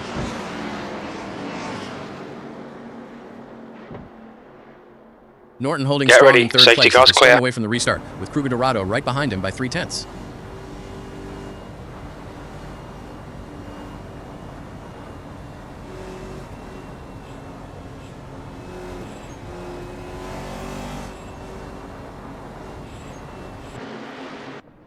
Norton holding station, gap still locked right at 0.3 to Kruger Dorado. He is defending the inside. Green, green, green, let's go. Not giving the Pro Class challenger an inch of room.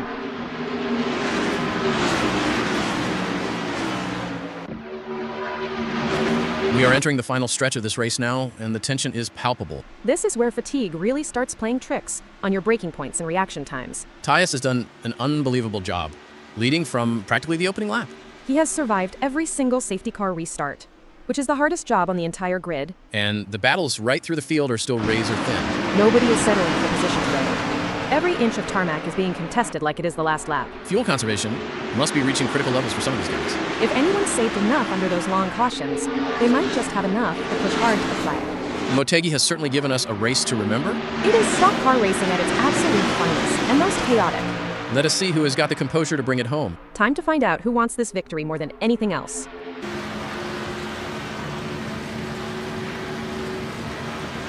Kosick is all over the back of Norton in the fight for second place, just a single tenth in it.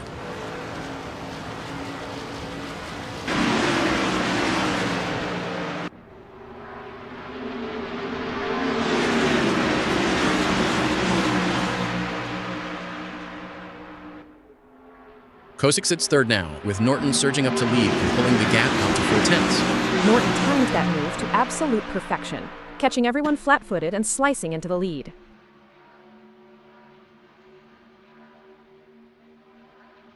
Tyus fighting back hard in second place, just 0.2 behind the new leader, Norton.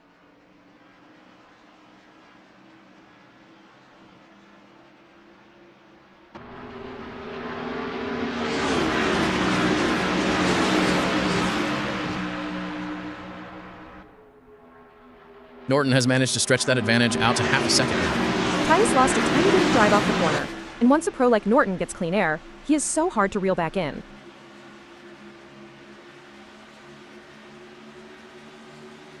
Gagan is right on the rear bumper of Stokes as they battle for sixth position, just 0.2 in it. He is searching for any gap in the dirty air, looking to muscle his way past before time runs out.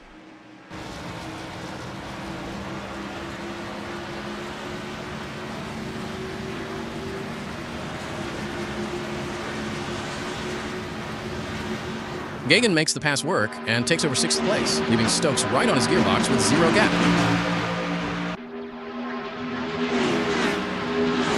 Stokes immediately refocuses and sets his sights on Snape just 0.1 ahead of him in sixth.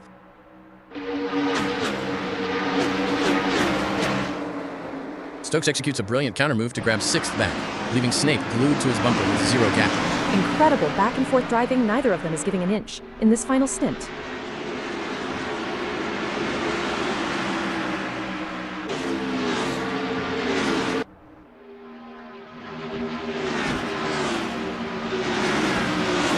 Kruger Dorado is breathing down the neck of Kosick for the final podium steps, just 0.1 between them.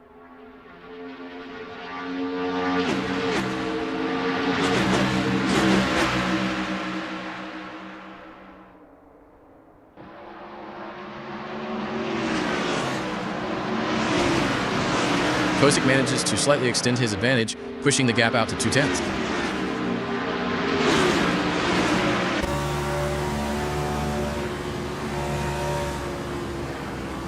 Gagan has closed right in on Kruger Dorado for 4th place, just 1/10 separating them on track.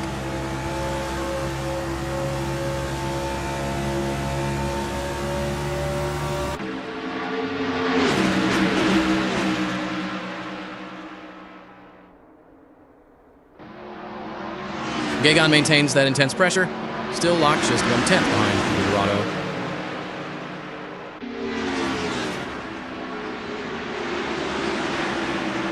Gagan moves up into 4th position while the gap to Kruger Dorado stretches out to half a second.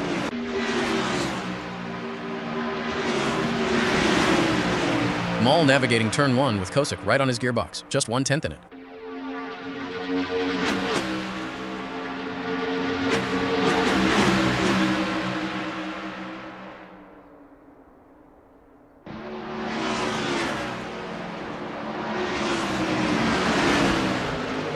The battle is on for Martin, who's sandwiched between two rivals, Donkey Kong 0.1 seconds away and Gagan 0.2 seconds ahead. It's a true test of their racecraft. You're absolutely right, Hal. The gaps to the cars ahead and behind act as a measuring stick for Martin Moll's performance. They'll have to keep a close eye on those gaps to stay in control of their race.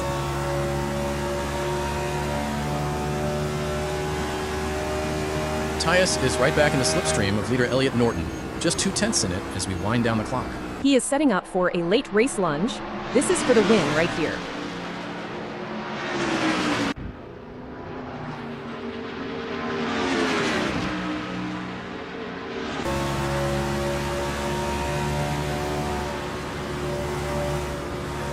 It's an intense battle for position as Martin Moll tries to outmaneuver Gagan. This is edge-of-your-seat racing. This is the moment where legends are made. These drivers will go down in history as the ones who fought tooth and nail for the top spot.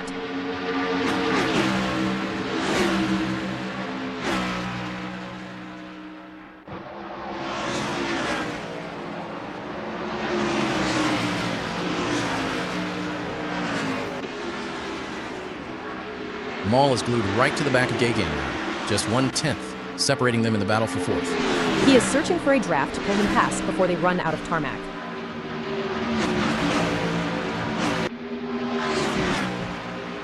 Gagan sweeping through turn 1, closing the gap down to 2/10 behind Kruger Dorado. He is hunting that final step of the podium with every ounce of grip he has left.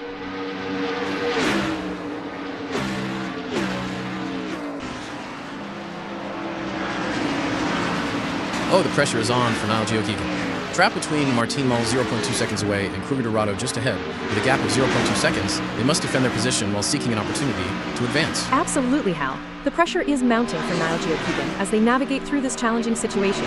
It's crucial for them to remain focused and make calculated moves.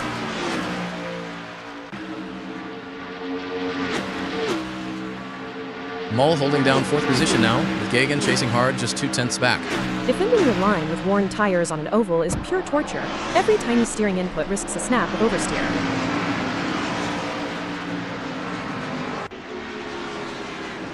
Gagan firing right back at Moll, sitting 2/10 off the rear bumper in 5th. He wants that position back immediately before the leading pack completely checks out.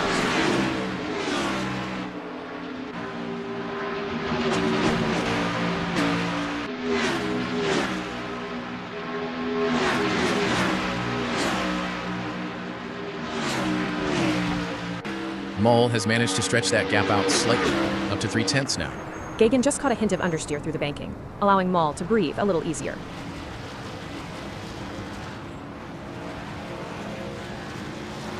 Moll powering through turn 4, hunting down Kruger Dorado for the final podium spot, which is 2/10 between them.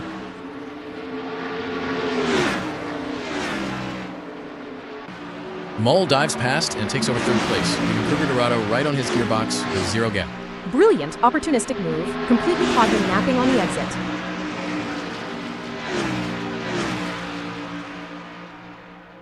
Moll slips back to 4th, while Kruger Dorado slots right behind him with 0 gap. Absolute seesaw battle for position. Neither driver is willing to concede an inch.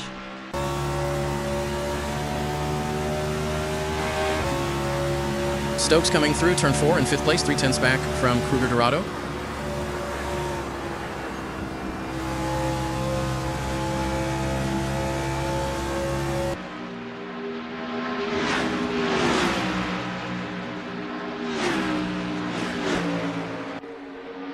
Baldy could be on a charge here, Sky. They've just put in a quicker lap than Kruger Dorado. As long as Chris can maintain that consistency and pace, it will be interesting to see.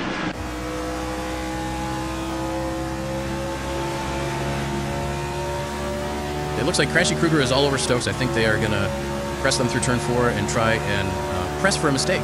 For sure, Hal. But exactly what I would be doing here, as Stokes is going to be aware of them riding their bumper.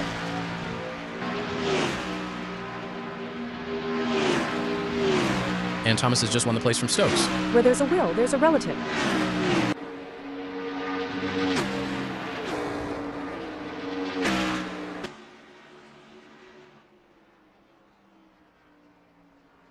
Snape holding 6th position now, but the gap to Kosick ahead has opened up to over half a second. He is going to need some serious late race pace to close that down before the checkered flag drops.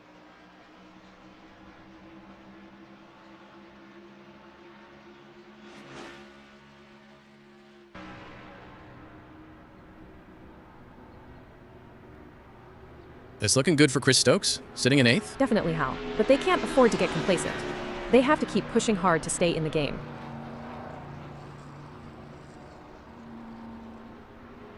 Stokes dives into the pit lane from 9th position with just 12 minutes remaining, a very late stop.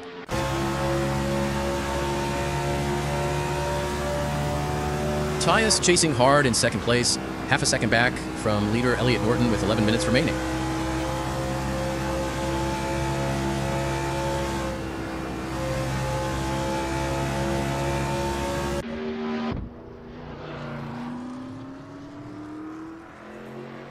Stokes rejoining the circuit in 9th place after that pit stop, holding a comfortable 22-second cushion over Hallam.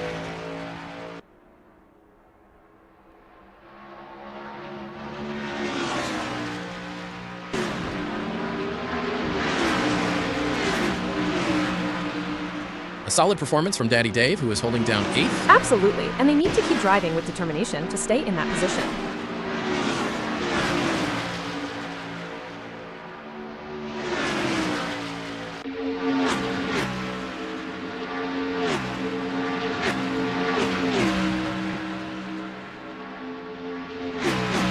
Oh, it seems Sky, that Constable Barry, has seen their lead over Baldy shrink to 15.0 seconds. This is where the mental strength of David comes into play. They need to stay calm and composed under pressure.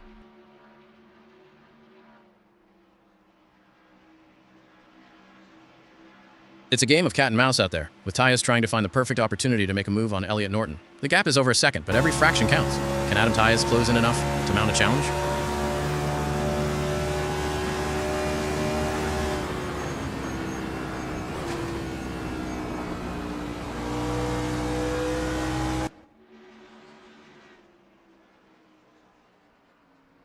It looks like we might get a battle between Tyus and Elliot.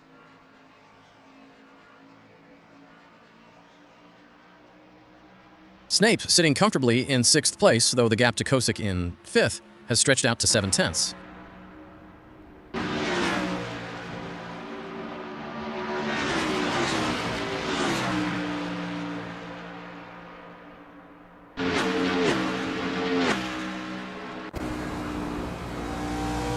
Snape has clawed his way slightly closer, bringing the gap down to half a second behind Kosick. He found a cleaner line through the banking and is trying to mount a late charge into the top 5.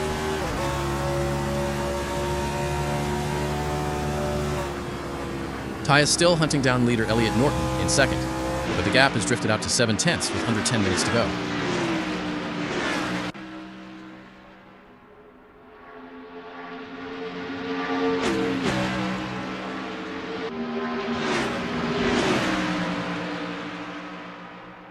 The fans are on the edge of their seats. It doesn't get any closer than this.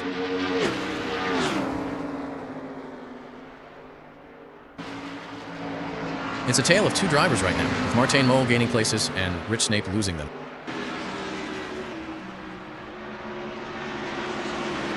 Martin has been competing at VVS for over 5 years now, which makes him one of the veterans on the grid. Always nice to see him compete. He has really proven to be a great driver over the years.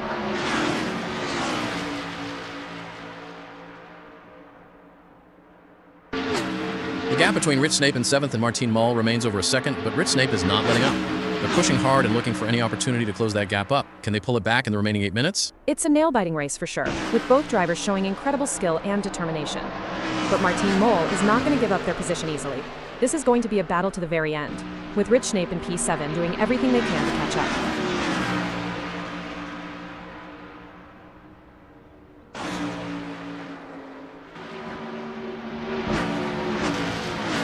Kosick holding 6th position, 6/10 behind Mol as the clock ticks down into the final 8 minutes.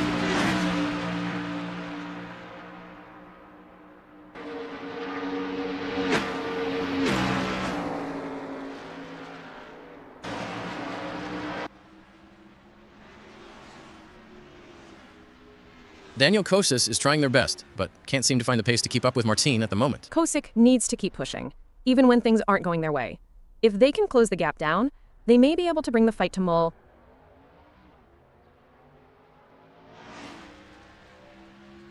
Tyus has dropped all the way down to 7th, staring at a massive 9-second gap back up to Snape.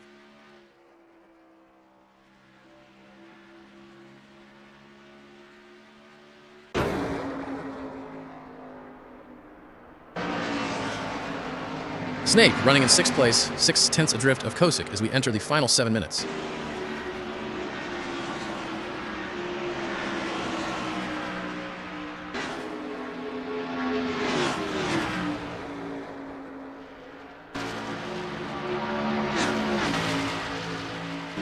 Snape has chipped away at that deficit, bringing the gap down to half a second behind Kosick.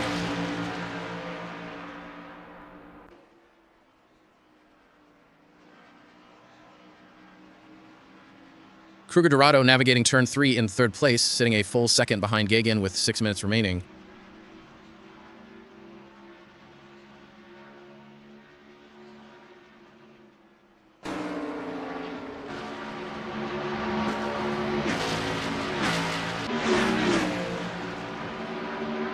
Thomas is pushing hard and has reduced the gap to Niall Geoghegan to 0.8 seconds.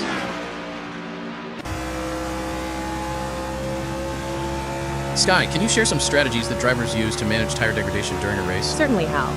Some strategies include adjusting the car's setup for better tire life, altering driving lines to reduce wear, and using tire management techniques like lift and coast to preserve grip for as long as possible.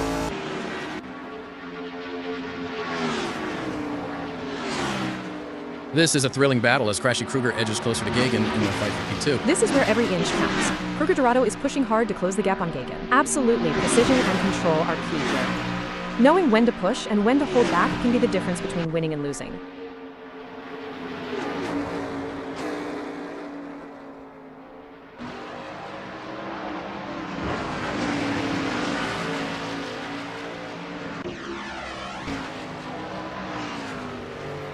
The gap between TKD and Gagan is getting smaller. This is what racing is all about. It's anyone's game at this point. Who will come out on top?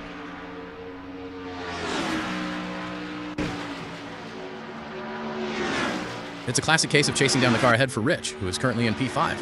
But Martin Mol is not making it easy, and the gap remains over a second. This will require some expert driving from Rich Snape.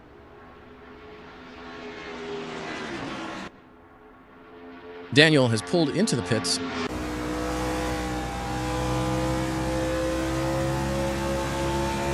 Kruger Dorado driving through turn 4 and 3rd, having sliced the gap down to 6/10 behind Gagan.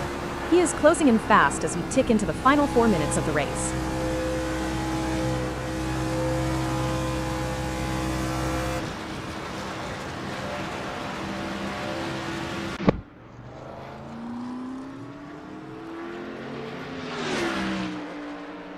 The crowd is on tenterhooks as Donkey Kong in 9th chases after Chris Stokes. The gap is just over 2nd, and you can feel the tension in the air. Can Daniel Kosick find a way to catch up? Indeed, the tension is palpable as Kosick tries to reel in Chris Stokes. But Chris Stokes is not making it easy, maintaining a consistent pace. Can Daniel Kosick find some extra pace to bring the fight to Stokes?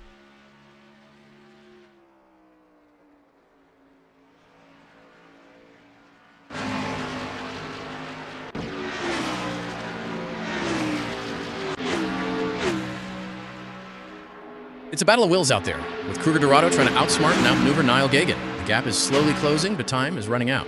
Will we see a dramatic finish to this race? That's right, Thomas in 3rd knows they have to push to the limit if they want to catch up. But Niall Gagan is no slouch, and they're going to be pushing just as hard.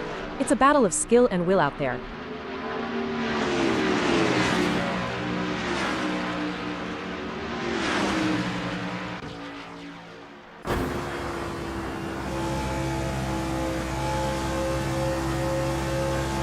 This is where the skill and experience of the drivers really come into play. Martin Mol will need to keep pushing, even when the gap seems insurmountable. It's not over until the checkered flag drops.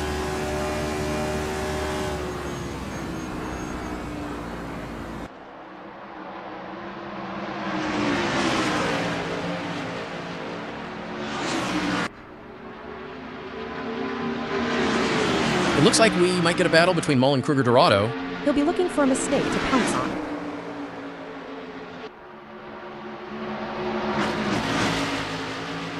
Hold on to your hats, folks. Thomas Kruger-Dorado is right on the heels of Niall Giochigo, and we're in for a wild ride. Thomas Kruger-Dorado is so close to Gagan that if this were a dance floor, they'd be doing the tango.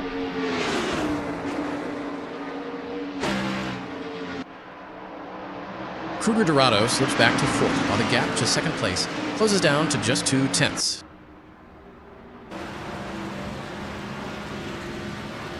Sky, what's the impact of tire degradation on race strategy? How does it affect a driver's approach to the race? Tire degradation plays a crucial role in race strategy, Hal. Teams and drivers have to consider the optimal time to pit for fresh tires and adjust their race pace to balance speed with tire conservation. It adds another layer of complexity to the racing challenge.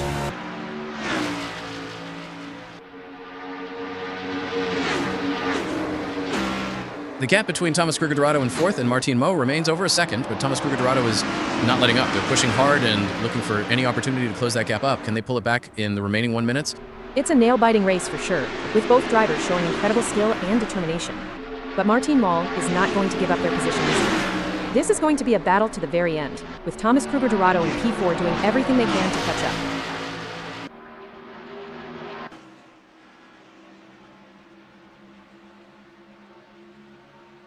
The gap between Chris Stokes and David is razor thin as they vie for seventh in this nail-biting contest.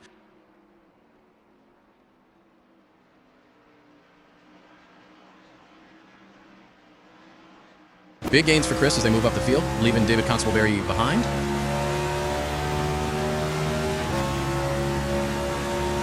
The drivers are really pushing their limits out there on the track. It's like they're trying to outrun the laws of physics, but we all know that's impossible. Or is it? I mean, we're a couple of AI commenting on a race. Anything can happen. Haha, you have a point there. And speaking of pushing limits, these cars are breaking records left and right. They're so fast, it's like they're breaking the sound barrier, or at least the speed limit. I hope the police aren't watching.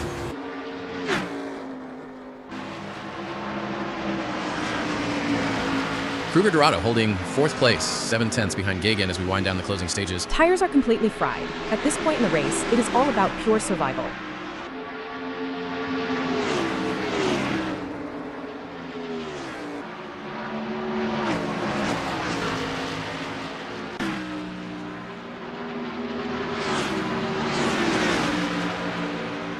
Good news for Thomas Kruger-Dorado, the gap to Niall has decreased. It's now down to 0.5 seconds.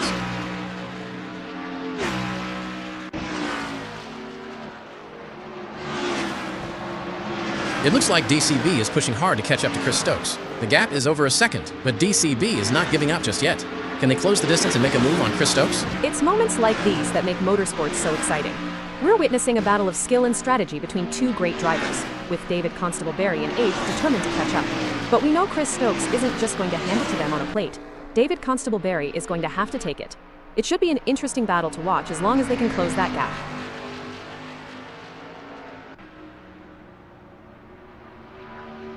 This is where the true champions shine, and Elliott Norton is certainly showing their class in the final sector.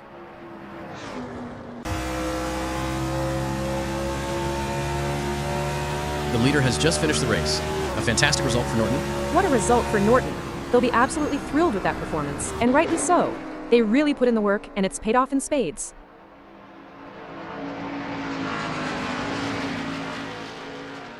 What a fantastic race from Mol, who brings it home in second place.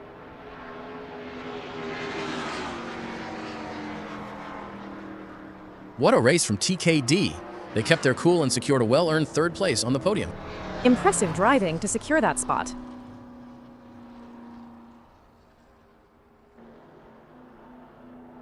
Fourth, fifth, sixth, and seventh sees Niall Giochigo, Rich Snape, Adam Tyus, and Chris Stokes.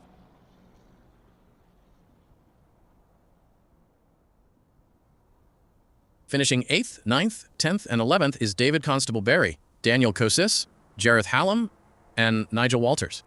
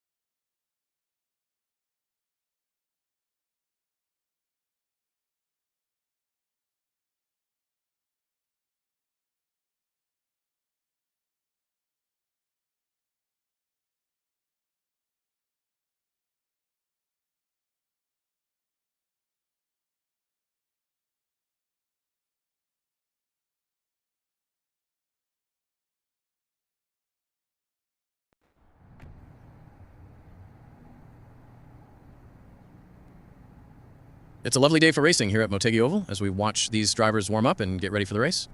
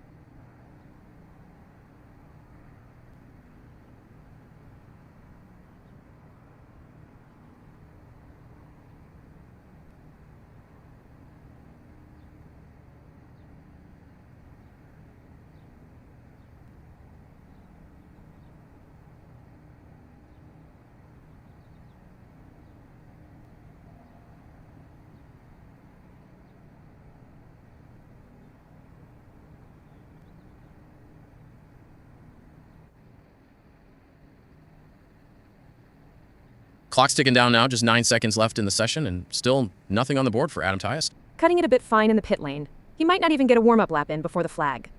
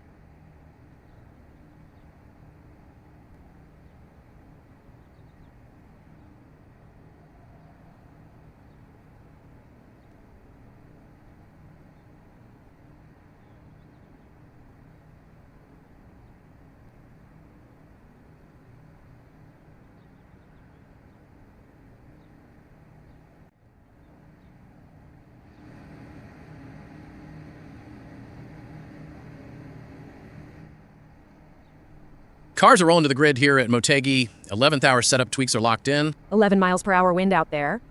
Down the straightaway, that's going to push the rear end around coming out of the corners. Drivers have to stay sharp from the drop of the green.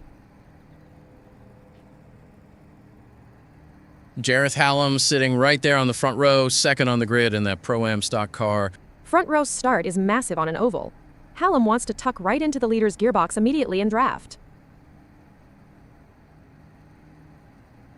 Daniel Kosick lines up right behind them in third, keeping that second row warm. Good starting spot for Kosic. Stay out of trouble on the initial run, save the tires, and wait for the draft to open up.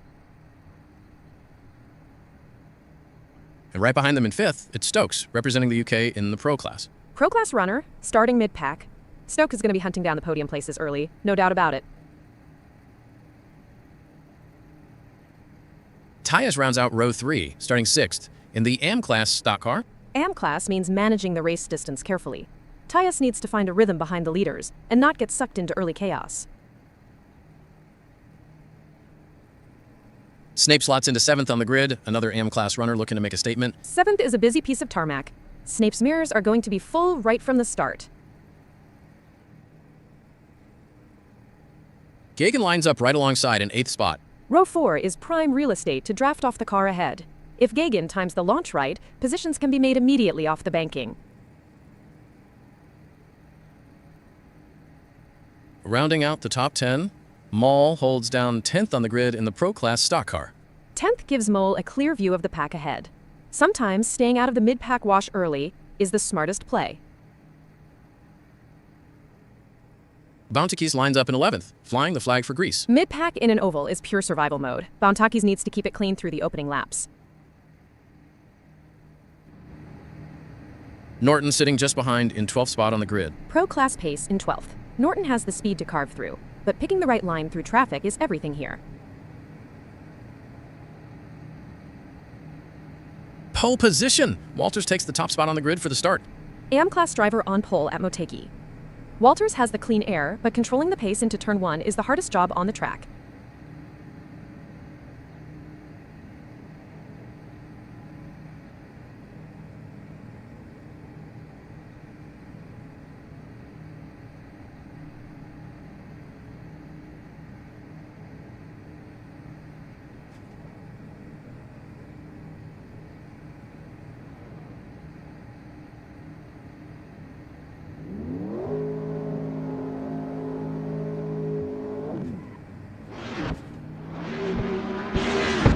And we are officially underway, rolling behind the safety car for the formation lap at Motegi. Drivers will be weaving left and right now, putting heat into those tires and building pressure before the green flag drops. Field falling into line nicely behind the safety car as they make their way round. Everyone's just minding engine temps and scrubbing those tires. Once that safety car pulls in, the rear Safety car in this lap. Walters leading them round from pole, dictating the pace for now. That's it, keeping the revs up and the tires warm in formation.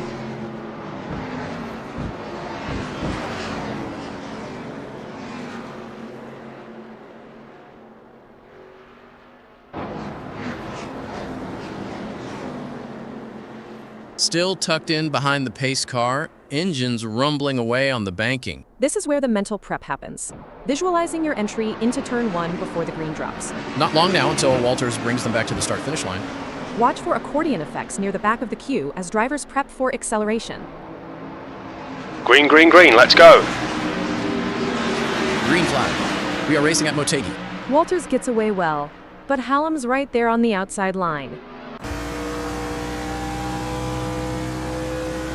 Bountakis has slipped back to 12th, with Norton right ahead by just 0.2. Norton's got the toe. Bountakis needs to defend the bottom line immediately.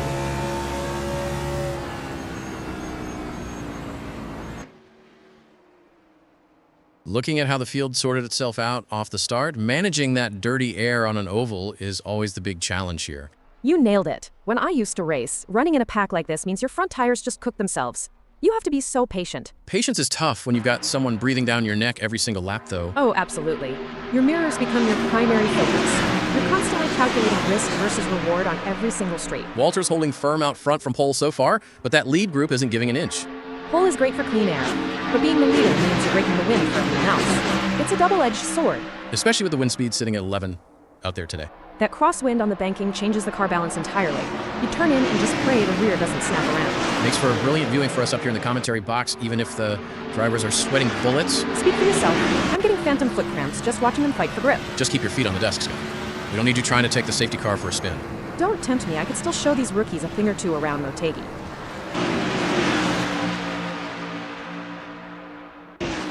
Stokes is right on the gearbox of Constable Barry through turn 2. That gap is down to just a tenth. Stokes has massive run out of the corner. Lap time right on the pace at 35.2.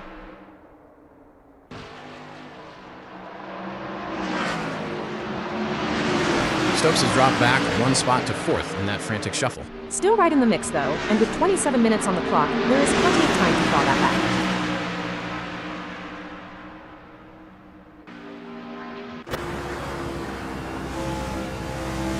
Norton is charging hard now, sitting in 9th with Mole just 2 tenths ahead. Sub 35-second laps, Norton's finding serious rhythm out there.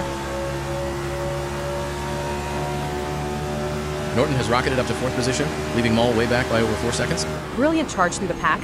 Norton's found clean air and is just checking out. Yellow flag, safety car's out. And the yellow flag is out. Safety car deployed following a massive incident on track. That's going to bunch the entire field right back up. All of Norton's hard work building that gap just evaporated. Absolute heartbreak for whoever got caught up in that shunt. You just hope everyone's okay and the cars can roll back to the pits for repairs.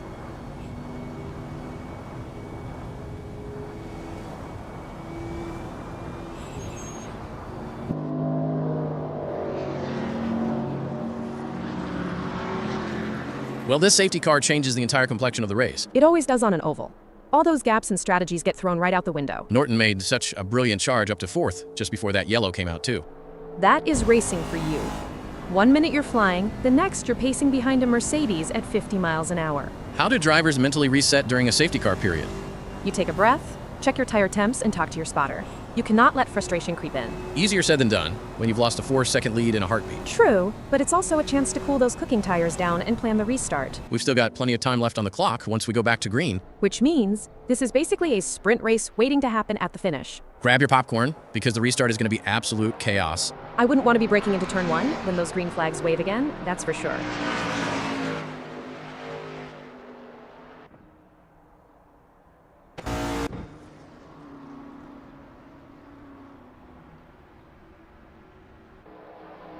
Safety car is still out on track as marshals work to clear the wreckage. Field is circulating slowly, tires cooling right down, which is going to make the restart an absolute handful for everyone. Patience is the name of the game right now behind the pace car. Yeah, nobody wants to pick up avoidable damage before we even get back to green.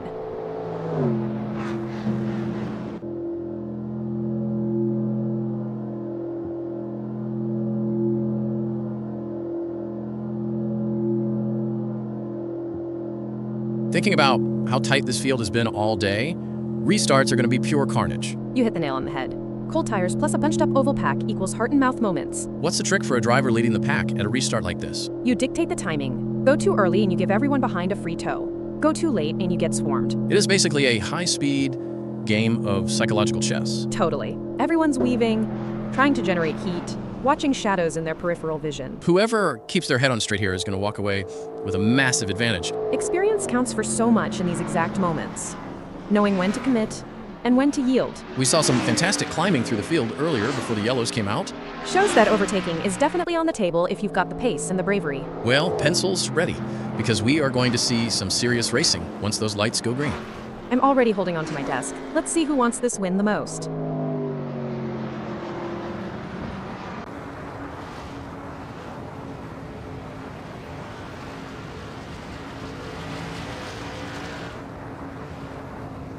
Still under yellow, safety car leading the pack around the circuit. Teams are going to be crunching numbers on fuel and tire strategies right now while they have the chance. Not long now until we get the call for the restart.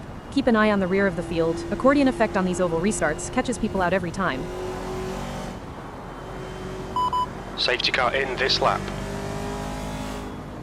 Safety car lights are off. Safety car is pulling into the pits. Here we go. Back to green flag racing right now.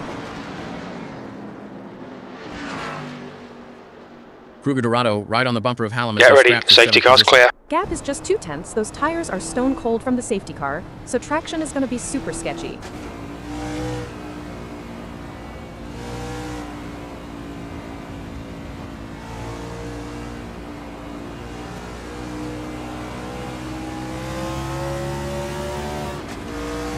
Kruger Dorado holding Green, steady green, in green, 8th, let's go. just trailing Hallam by 3/10 now. They've stabilized a bit after that frantic restart, but the pressure hasn't let up at all.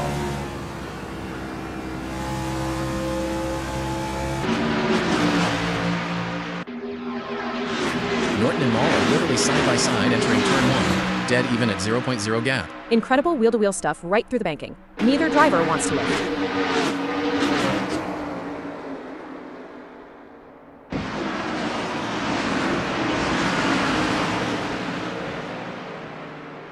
Norton slips back to 11th as Mole manages to nose ahead, though the gap remains dead even at 0. Not an inch given between those two through the corner. Absolute paint-scraping racing. Kruger Dorado has moved up to 7th and is now hunting down Tyus with 2/10 covering them. 35.6 on the last lap. Kruger Dorado is finding great momentum after that restart. Yellow flag, safety cars out. And once again, the safety car is out on track following another major incident. Unbelievable.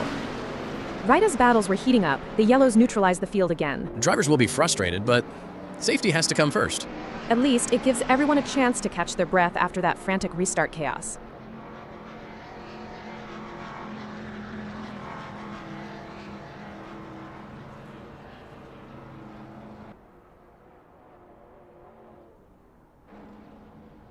Two safety car periods now. This race is turning into an absolute endurance test of patience. Oval racing will do that to you. One small mistake in traffic, and you trigger a chain reaction.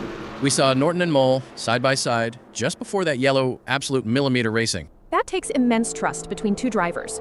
You're relying entirely on your peripheral vision and spotter. How do you stay focused when the race keeps getting interrupted like this? You treat every restart like a brand new race. Flush the previous laps and reset your mindset. Easier said than done when your tires are taking a beating behind the pace car. Tire temperature management is the secret sauce here. Keep them warm without destroying the tread. Well, the clock is still ticking down. We've got plenty of drama left before the checkered flag. I wouldn't bet on a quiet finish to this one, that's for sure. Get ready for another sprint to the line once those yellows go away.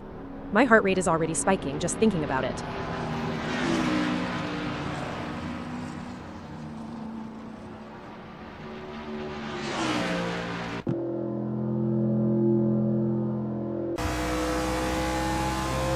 Still circulating behind the safety car while marshals clear the latest debris. Field is all bunched up tight again. Teams will be reviewing strategy for the next dash to the flag. Patience is everything right now for these drivers. Yeah, keeping the engine cool and brakes ready for when the green flag drops again.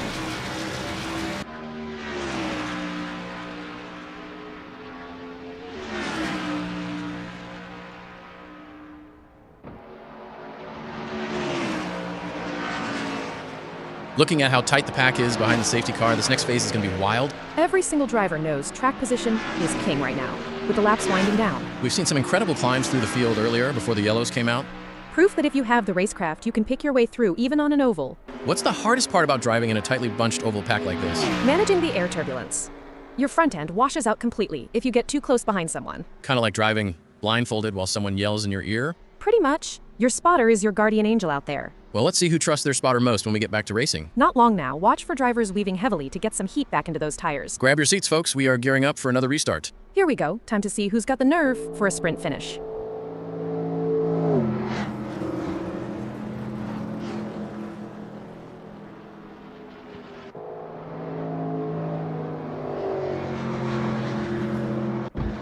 Safety car remains deployed as track cleanup continues around the circuit. Drivers are just trying to keep their focus sharp while maintaining tire temps at a crawl. Longest safety car train ever, but safety comes first. Agreed. Gives the marshals time to make sure the racing surface is completely safe.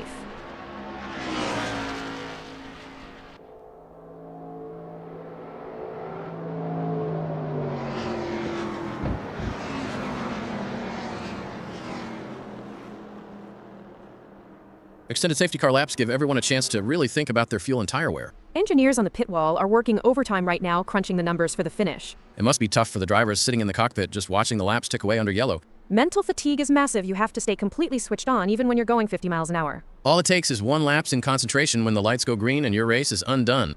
Exactly. Tunnel vision sets in if you aren't careful. You need to keep scanning your mirrors and looking ahead. We've seen plenty of great battles earlier before the cautions flew. Shows the class of this VVS grid. Even under immense pressure, they put on a show. Well, hopefully we get a clear run to the checkered flag once this is sorted. Crossing fingers for a clean sprint finish. The fans deserve a flat-out drag race to the end. Not long to wait now. Keep those eyes peeled. Ready and waiting.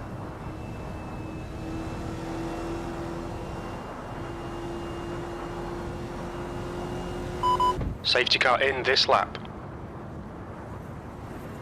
Safety car lights are off. Pace car heading into the lane. Green flag on this restart. Foot down and let's see who wants it.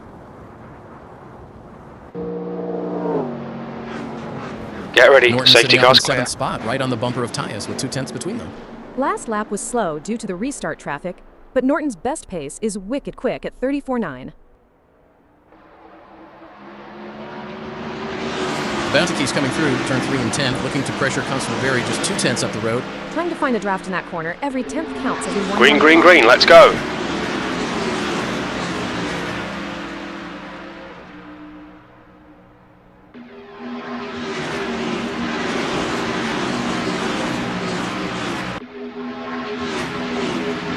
Motegi's holding firm in 10th position. Gap to Constable Berry stays locked at 2/10. Stuck in that train, waiting for someone ahead to blink or make a tiny slip.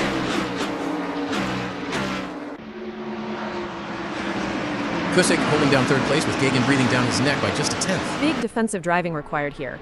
Podium spots are on the line, with 16 minutes remaining.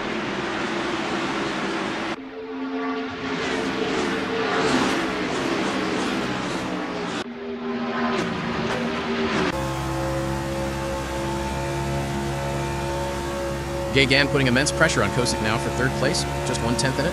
Sub 35 second best lap speed from Gagan has the pace to make a move if an opening appears.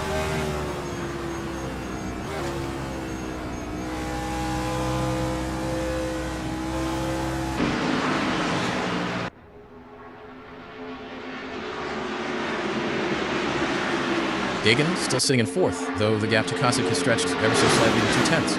Kusick successfully closed the door out of that corner, forcing Gagan to regroup. Constable Berry slicing through turn 1 in 9th, right on the tail of Snape with just 1/10 in it. Putting down a 34.8 on that last lap, right on the limit of grip.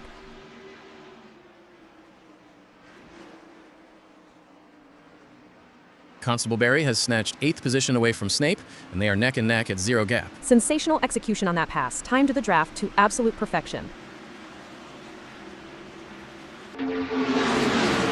Constable Berry continues climbing, now up into 6th place, with Snape trailing by 4/10. Absolute charge through the field, finding rhythm when it matters most.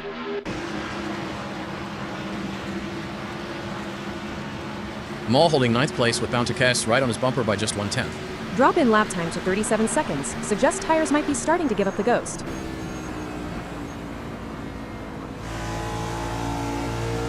Moll has gained the spot up to 8th, pushing Buntakis back to 10th with the gap now out to 3/10. Solid defensive driving from Moll to break that immediate pressure.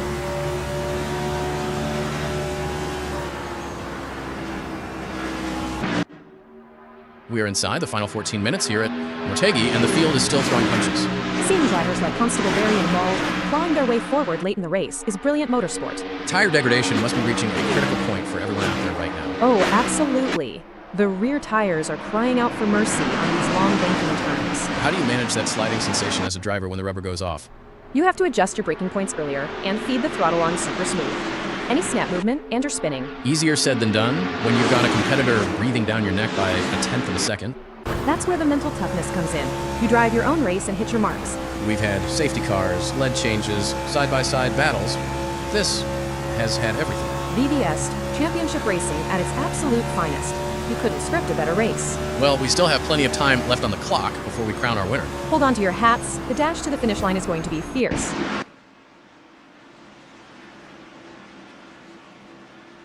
Snape running in 7th spot on lap 21, hounding Constable Berry just 2/10 ahead. Sub 35 second lap times from Snape, showing great pace in the closing stages.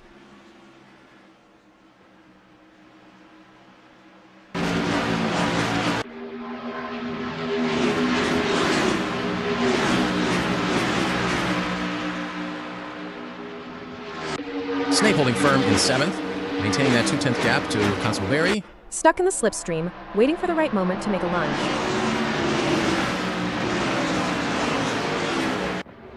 Stokes running 4th on lap 22, right on the rear wing of Cougar Dorado, with just 1/10 in it. Podium position is right there for the taking, absolutely razor-thin margins.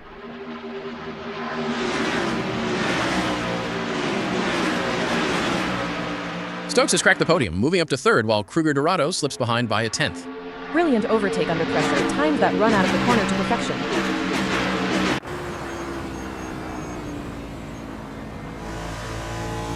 Norton powering through turn 3 in second place, putting the leader Kosick under immense pressure with a gap of just 1/10. Lightning fast 34.6 on that last lap, Norton is hunting down the race win.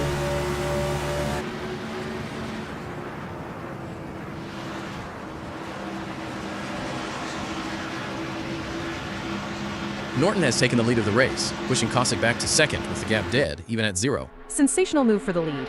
Norton sensed the opportunity and made it stick.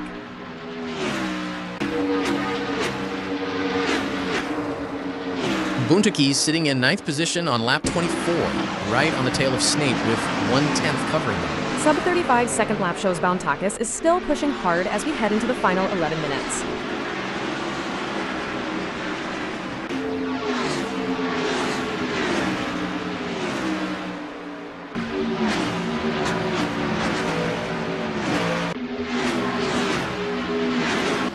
Bountakis holds 9th spot.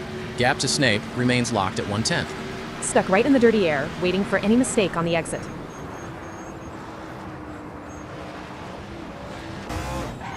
Gagan running in 5th position on lap 25. Dead even, with Kruger Dorado at 0 gap. Side by side heading down the straight, absolute wheel-to-wheel warfare with 11 minutes remaining.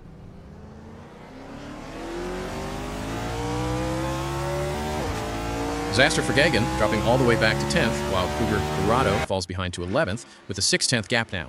Something clearly went wrong through that last sequence. Massive loss of track position. Yellow flag, so late in safety the cars race. out.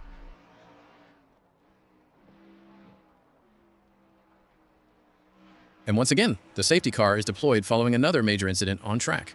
Right in the dying stages of the race, this neutralizes everything and sets up a frantic sprint to the finish. Heartbreak for anyone caught up in that after fighting so hard. Teams will be on the pit wall, calculating fuel to the absolute last drop right now.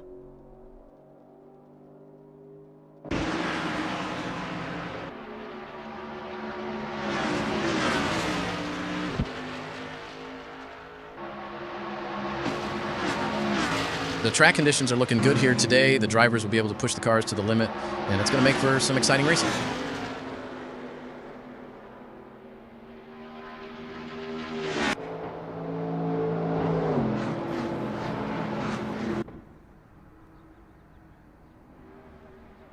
Safety car still out on track, as marshals work quickly to clear the wreckage. Field is bunched up tight once again. Tire temperatures are plummeting behind the pace car. Patience is wearing thin for the leaders as the clock winds down. Every driver is gripping their steering wheel, just waiting for those green lights.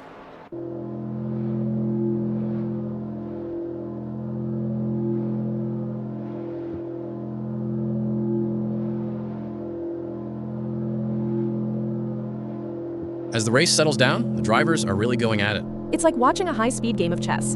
One wrong move, and it could be game over. But these drivers are masters of their craft, always thinking 3 steps ahead. That's right. And with the way they're maneuvering those cars, it's like they have superpowers. It's almost like they have the power of flight. But instead of flying, they're speeding down the track like rockets. I wonder if they have any spare rocket boosters for sale?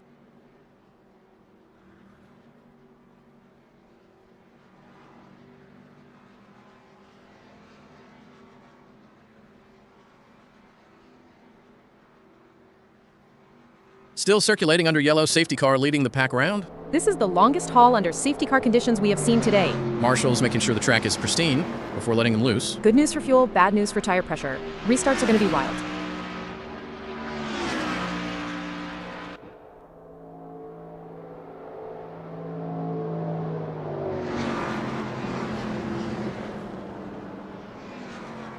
I'm curious, Sky, can you tell us about any pre-race rituals you had when you were racing? Of course, Hal. Before every race, I would listen to a specific playlist of songs to help me get in the zone. I also had a lucky pair of socks that I would wear during races. It may sound silly, but those little rituals helped me feel prepared and focused.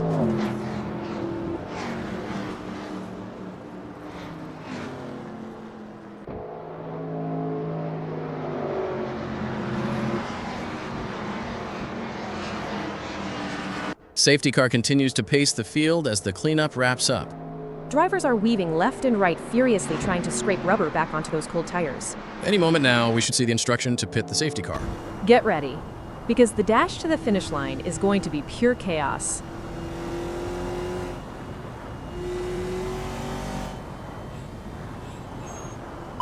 Safety car in this lap. Safety car lights are off. Pace car is pulling into the pit lane. Green flag. We are racing to the finish line right now. Get ready, safety car's clear. Norton sitting in 6th spot on lap 30, hounding Tyus just 2/10 ahead. Stuck behind that restart traffic, but Norton has the raw pace if an opening appears with 7 minutes left.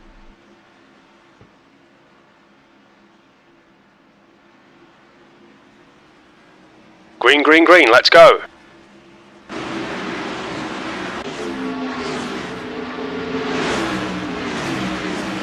Norton holds 6th position, successfully cutting the gap down to just 1/10 behind Tyus. Applying maximum pressure now, looking for any gap in the armor.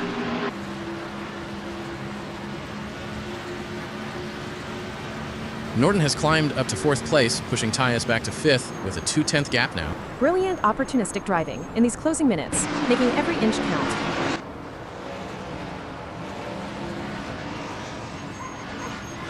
Gagan running in 8th position on lap 31, defending hard against Mull just 1/10 behind. 6 minutes remaining. Mirrors full of blue and white as Mull looks for a way through.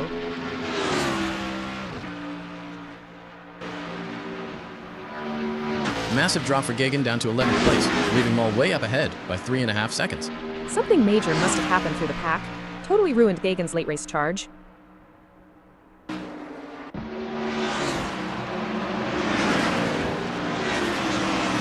Motegi's up into 3rd position on lap 32, right on the gearbox of Constable Barry with just 1/10 in it. Podium spot in the final 5 minutes. Absolute thriller of a drive from Motegi's.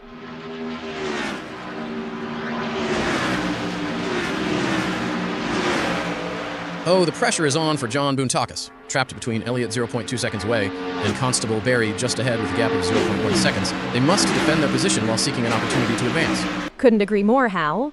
The gaps to the cars ahead and behind create a dynamic situation for John. They must carefully manage their position while being mindful of potential overtaking opportunities.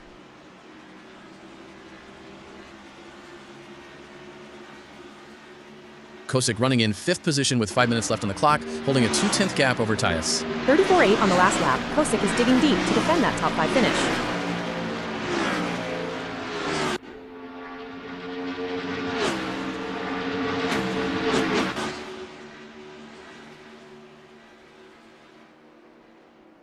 Bountycans sitting 4th with 4 minutes remaining, tracking Constable Barry just 2/10 ahead. Tires are definitely starting to show wear with 35.4 on the clock, but the fight is still fierce.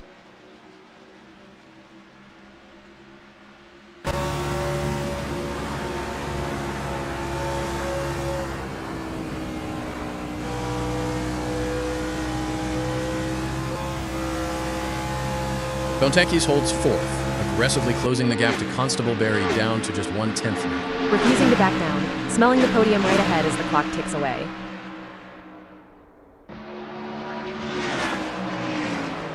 Kosick up into 3rd position on lap 35, dead even with Boontakis at 0 gap. Side by side with 4 minutes to go, absolute do-or-die racing right on the banter.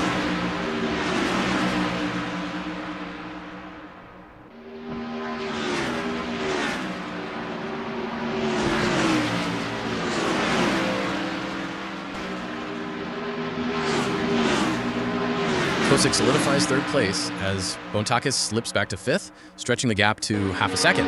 Brilliant defensive exit out of the corner. Breathing room at last for Kosick.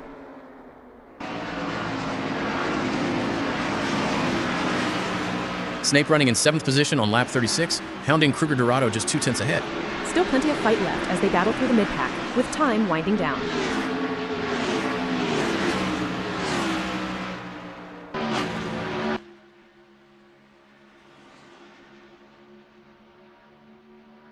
Norton in 2nd place on lap 37, hunting down race leader Stokes with just 2/10 in it. Blistering 34.5 lap time, Norton is giving everything for this win.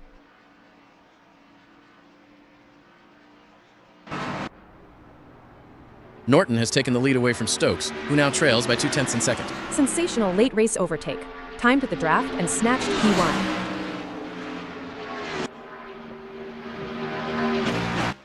Hey Sky, you've had your fair share of races with little action. How did you handle the situation back in your racing days? Well, Hal, patience is key in such scenarios. You need to stay focused and be ready to seize any opportunity that comes your way. It's like a game of chess at 200 miles per hour.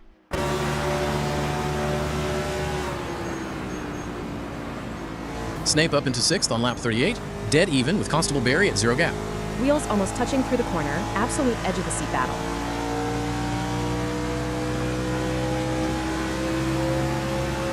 Snape climbs another spot to 5th, pushing Constable Barry back to 6th with a 2/10 gap now. Fantastic late race charge, making every single corner count.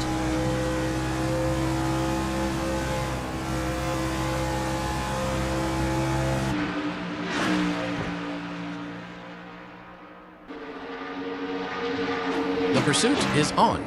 DCB is closing the gap on Rich Snape, determined to claim P5. It's all about finding the perfect opportunity.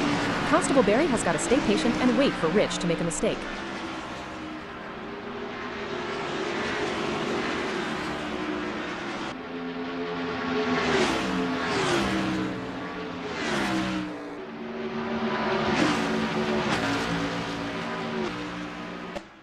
Constable Barry appears to be losing ground on Snape. They will need to pick up the pace a bit as they head into turn 1 and see if they can get a good exit and gain some ground.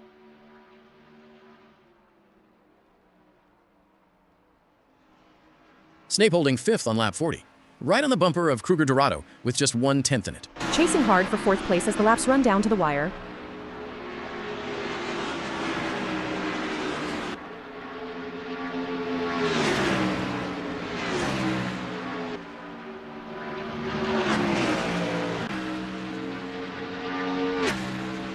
Snape holds 5th position, though the gap to Kruger Dorado has opened up slightly to 3/10. Struggling to maintain that drafted toe through the dirty air, losing just a fraction.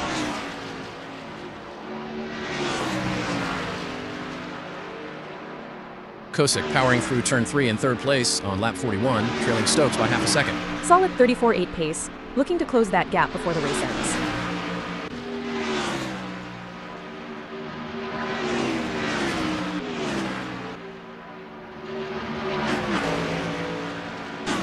Snape running in 5th on lap 42, maintaining a 3/10 gap to Kruger Dorado. Trying to reel him back in, but tires are screaming for mercy at this stage.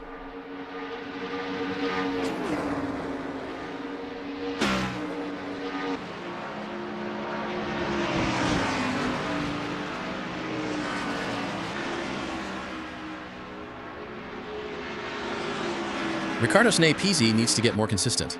Sky, they have just put in a slower lap than Thomas. Can the mid-table bandit turn this around?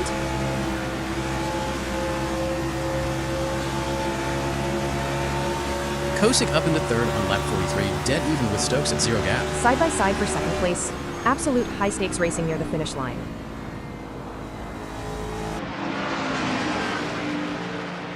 Kosick has secured 2nd place, pushing Stokes back to 3rd with a 1/10 gap now. Brilliant execution. Claimed the position under intense pressure.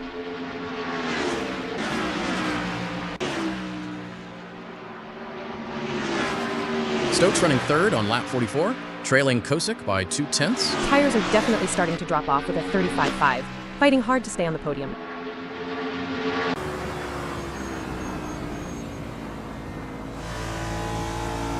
Norton leading the field with just 20 seconds until the checkered flag waves. 3.5 seconds clear of Kosick. Barring a miracle, this race belongs to Norton.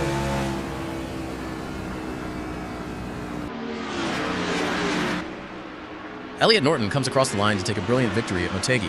From 12th on the grid all the way to the top step. Absolute masterclass in racecraft and tire management.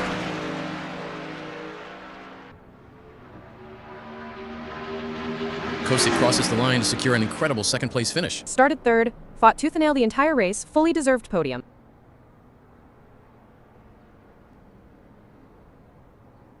And Stokes brings it home to round out the podium in 3rd. Started 5th, stayed clean through all the chaos. Brilliant drive to the end.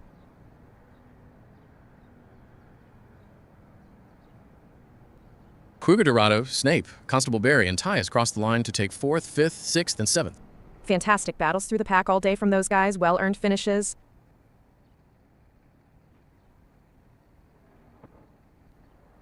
With Niall Geoghegan and Martine Moll in 8th and 9th.